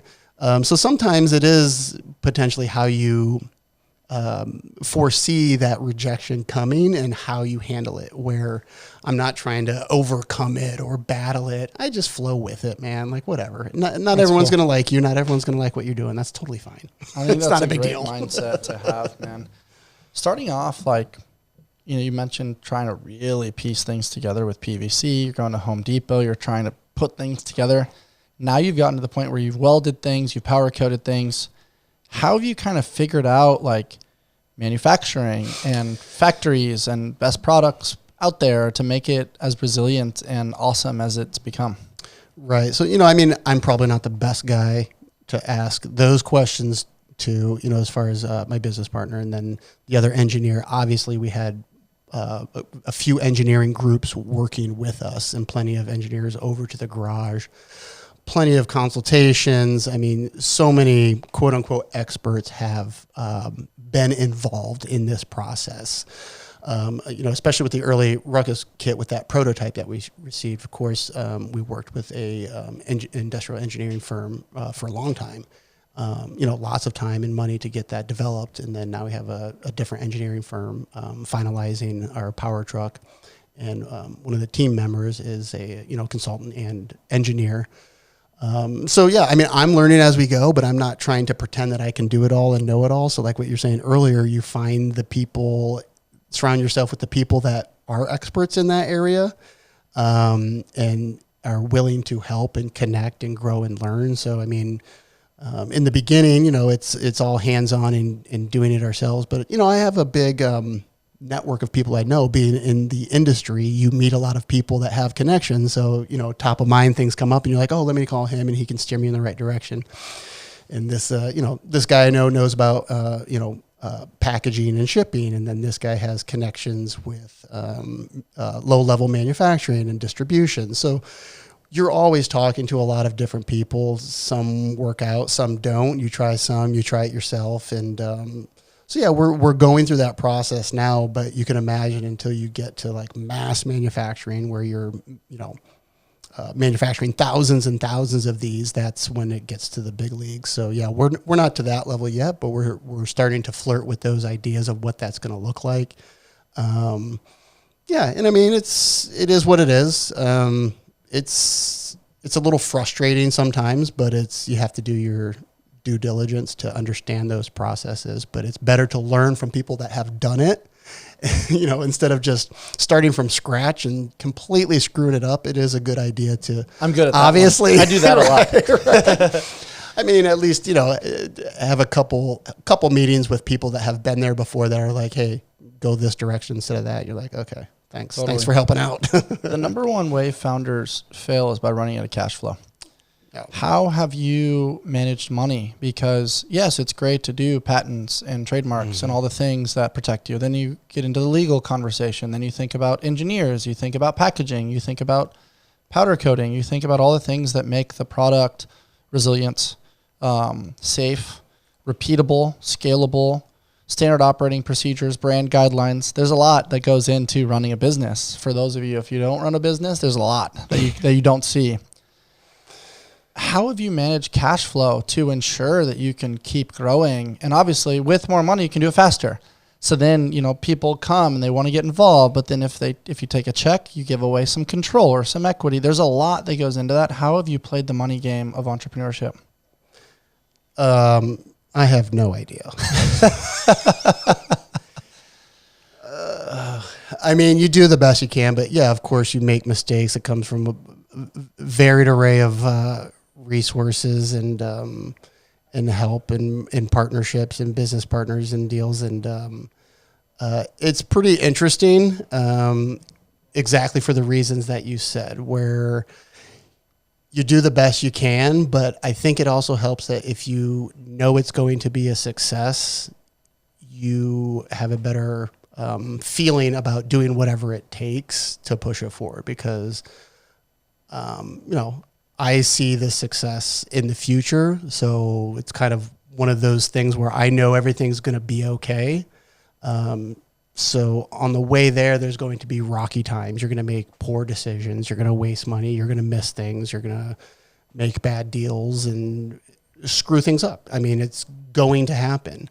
But at the same time, you take a deep breath and just take it day by day and be patient, and hopefully the right connections happen at the right time. That's kind of how I look at it, is instead of trying to fight it all the time or worry or fight, which is easy to do. And of course I've done.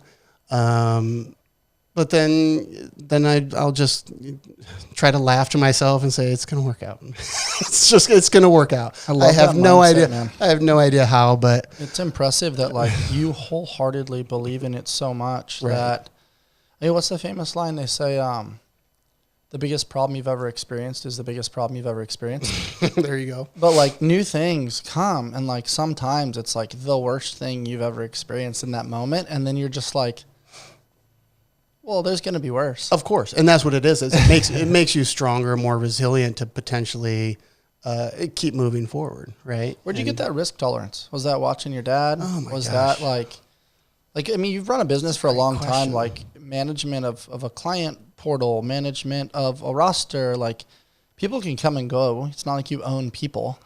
And so how have you managed and mitigated risk over the course of your professional career? Your questions, your questions are great, and they're such normal questions, but to ask someone like me, how to answer that, it's like, man, I don't know. You just keep going though. I just keep going. I mean, I don't have a playbook I follow.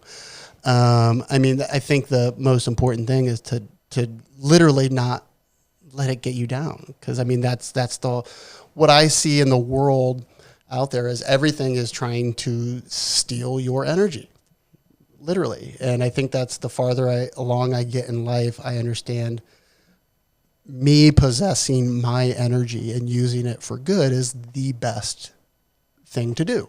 Mm-hmm. And once you realize that everything out there is trying to suck and steal your energy from you, that's going to make me not capable. So that goes back to me just practicing and training how not to allow that negative energy to suck away my positive energy. That's so awesome, man. It's not easy to do, but I think, again, the more practice you have with it, the better you get at it. Where, I'm not saying I'm a master at it. Of course, you have hard nights and you stay up late and things are crazy and you think you're going insane. Of course, it's very, very difficult. I'm not claiming I'm a master at it, but you just try to shake your head and get out of that mindset and get back on a positive wavelength and say, okay, I'm not allowing that to suck my positive energy.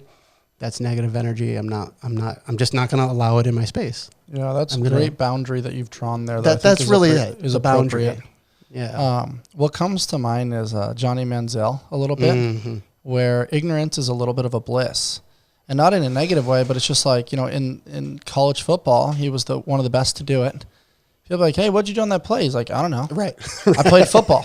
I was Johnny Football. I just ran around and, mm-hmm. Read the reads and watched the linebackers and saw the DBs and just did mm-hmm. the things in the space that I knew I could do, mm-hmm. which I think is awesome. And then he gets to the NFL and it's like they hand you an iPad where they watch how many hours of film, and he watched 0 hours of film. They were trying to make him into Tom Brady, and it completely broke him. And it's just interesting, man, because I don't think that everybody needs to have a playbook, right? Like sometimes we have entrepreneurs on here and they're like, oh yeah, you got to read the book Traction. You got to go through the mm-hmm. entrepreneurial operating system. Mm-hmm. Here's the way you do it. Here's the people you meet. Here's how you got to think and da-da-da. And you're like, no, I'm going to be me. and I'm going to go play. And then based on playing, like, I'm going to figure it out. And when I don't figure it out, I will try again.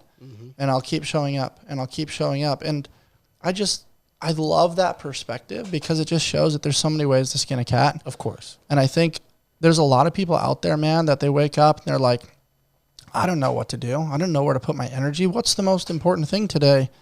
The most important thing is to just do one thing. Make your bed. Use the restroom. Brush your teeth. Okay, you got a couple wins. Okay, now, check your email. Okay, see if there's opportunities. Make the phone call if you're thinking about somebody. Put up the Instagram post. If there's a mess, go clean it up. Before you know it, you look back and you're like, okay, I've accomplished some things. I've checked some boxes, dotted the I's across the T's, as you said. And then, but before you know it, you're a participant in the human experience. And then you're like, okay, what really makes me come alive? Let me go do that. Okay, let me go do this next thing. And before you know it, there's just one foot in front of the other. You look back and you've gone quite a distance.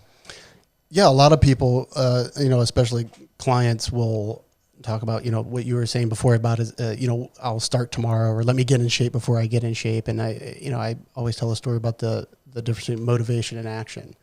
And everyone, including myself, let's just get motivated first. Let's, whatever that looks like for you. Motivation, clearing the space, planning, making the plan, motivation.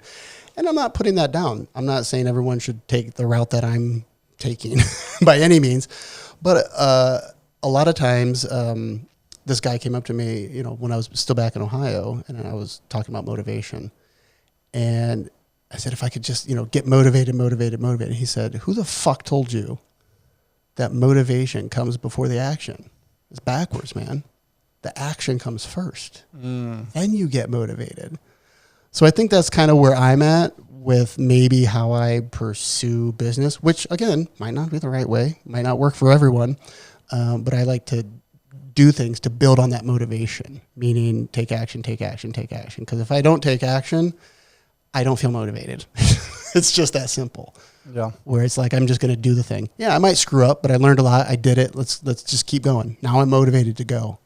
Yeah. So that's kind of how I look at things. Is I like to take action. Yeah, you do, man. It's pretty impressive, dude. What's the future for Pipebell? What are you kind of focused on with the direction to create awareness and to get it into more events and into more garages and more gyms and into more people's hands? Well, like I said before, specifically we're focused on the power truck because that's what the market is kind of revealed they're interested in. And I think that's a smart way to grow the brand, to get awareness, because it is very clickable. It goes viral. It is unique. Right. So it's a great way to grow the brand. And especially getting it involved in event spaces. Lots of fitness events, of course, they want to grow their business. So they're clearly finding out the way they can stand out is by having the power truck in their fitness events. So we're really focused on that. Got plenty of events coming up. We've been in several now. So it's been a winner in my book for, growing the brand awareness. And we're kind of playing a game of building the demand for it. Meaning most of the times if you watch Shark Tank, it's like, you're solving a problem. What problem are you solving for? Well, we're not really technically solving a problem. So you almost have to kind of grow a demand for it. And the best way to grow a demand is to get it used in events, because now all those people need one. They need to train with one. They need one at their gym, right? And now kind of how I see it is once the brand is established, then we can start releasing more and more products. So, I have so many ideas as far as, a rack line where there's pieces on the squat rack itself. There's a stealth line that's loaded that you don't put any weight plates on. So, I have so many things in the works that are prepared and ready to go. Get into the realm of attachments. And also, I would argue that you are solving a problem. Yeah. When I look at the former CrossFit regionals, they're taking place in, let's just say, 8 different places around the world. Shipping all of that gear, that's a good point, is really brutal. But if you could ship, some cardio machines and then a power truck, and there's versatility to test different modalities, you're saving a lot of these companies a lot of money on shipping 17 different pieces of equipment. In fact, versus a few. Yeah, in fact, it's a great replacement. Of course, there's plenty of problems to be solved with this. Don't hear me wrong. The one that I noticed that I'd never thought about was the the box jump over. So I never thought about how fitness events, if you travel, how much space boxes take up. Oh yeah. So and they're heavy. Right. If you use the power truck in the vert position, you can use that as the jump overs. And that's what they did at the Summit Games. They used it for a burpee box jump over. That's great. Which was, I was like, oh, and it standardizes the burpee well, so you can't just like stay bent over. You have to jump over, which is great. It was pretty cool. It worked out. People loved using it that way. But yeah, I mean, as the brand grows, of course, sales of the product is important and getting it into different people's hands, home gyms, the soccer moms, the youths, and then I imagine a lot of sports and high schools. I think it's a great tool for, football teams and sports teams to use because it's, like you said, portable, lightweight, and basically inexpensive compared to other crazy weight training equipment. So I think there's room for it to grow in student athletics. Yeah. Of course. But then, my dream is looking at the affiliate model, right? Yeah. Looking at affiliate model and brick and mortar.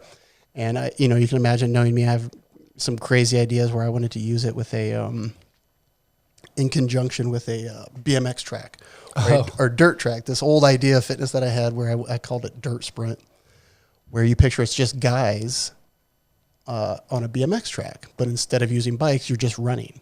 But then you can imagine it's essentially full contact, where you just sprint around the course as fast as possible, essentially giving me my fix of what it felt like to be a running back. Like I missed that feeling of what it feels like to be a running back in football. And I'm like, man, if you could just run up and down those hills at full speed with guys next to you also running full speed and just doing body checking. Right.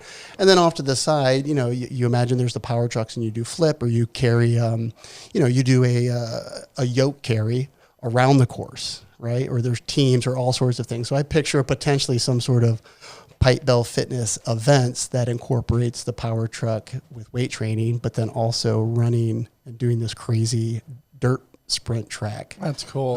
Right? Isn't that, I like so we're going to do that someday. We're going to do that. I appreciate the nostalgia with football and just like wanting to bring that into fitness, man. I think what you're doing is super cool. I appreciate you sharing your mind with us a little bit. Where can people find out more about the product, and where can people learn more about you? Well, our website is pipebellfitness.com, and our Instagram handle is Pipebell Fitness. My personal Instagram page is Kaili Hunt, Pipebell Fitness. And then I think I have a YouTube page, Kaili Hunt, Pipebell Fitness, and TikTok, pipebell.fitness. Very cool. We'll throw those in the show notes so that people can go check it out. But guys, if you've not checked this out, it's a pretty cool gym car. That's what's trending right now, and shaped in an H or an I, case dependent on your lenses on it. But lots of versatility. You can carry, you can squat, you can lunge, you can zercher, you can press, you can do some clean and jerks. You can flip. You can flip, which is also really fun. I've watched people do it. It's badass. And it doesn't require like a huge front rack. It's like kind of like right here, which I appreciate from an injury standpoint for people.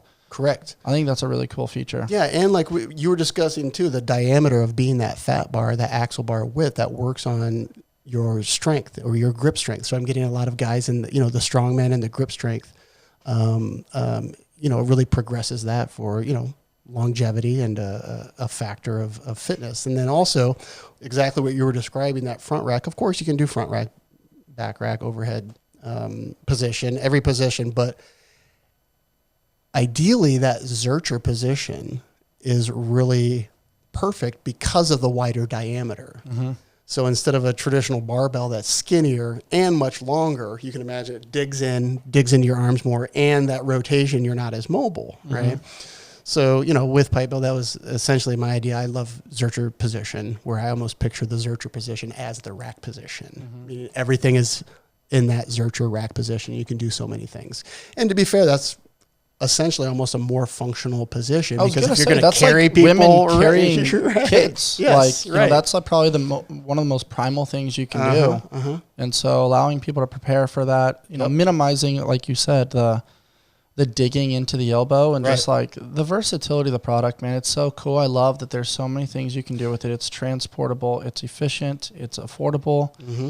And you guys are definitely hitting the nail on the head. We'll definitely have to put in the Instagram handle, because that's where I really got like a tangible connection to it, was seeing how you guys were using it on Instagram. Yeah, and I mean, I'm having a lot of fun.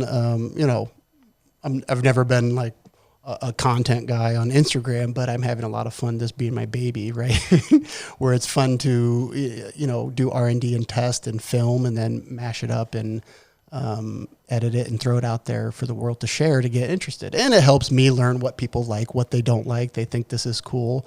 You know, some of them go super viral, but then, you know, you learn a lot from the comments. It's great to understand, you know, not just the market, but a lot of quote unquote your fans are following you, and you see the same people over and over responding and going into your DMs and talking about this and learning and wanting more, and a lot of them purchasing it. So it's pretty cool. It's been a pretty cool ride, and I'm excited about the future for sure. Yeah, I'm excited for what's to come with you, with Pipebell Fitness, and I'm going to follow along, and I'm always here to support you, man. Kind of give you a little push, a pull, or be like, hey, let's just hang out right now. Of course. I love it. Guys, if you enjoyed my conversation with Kaili Hunt, founder of Pipebell Fitness, please rate, review, subscribe, and share with your friends. And as always, stay on the hunt for who you've not yet become. Till next time.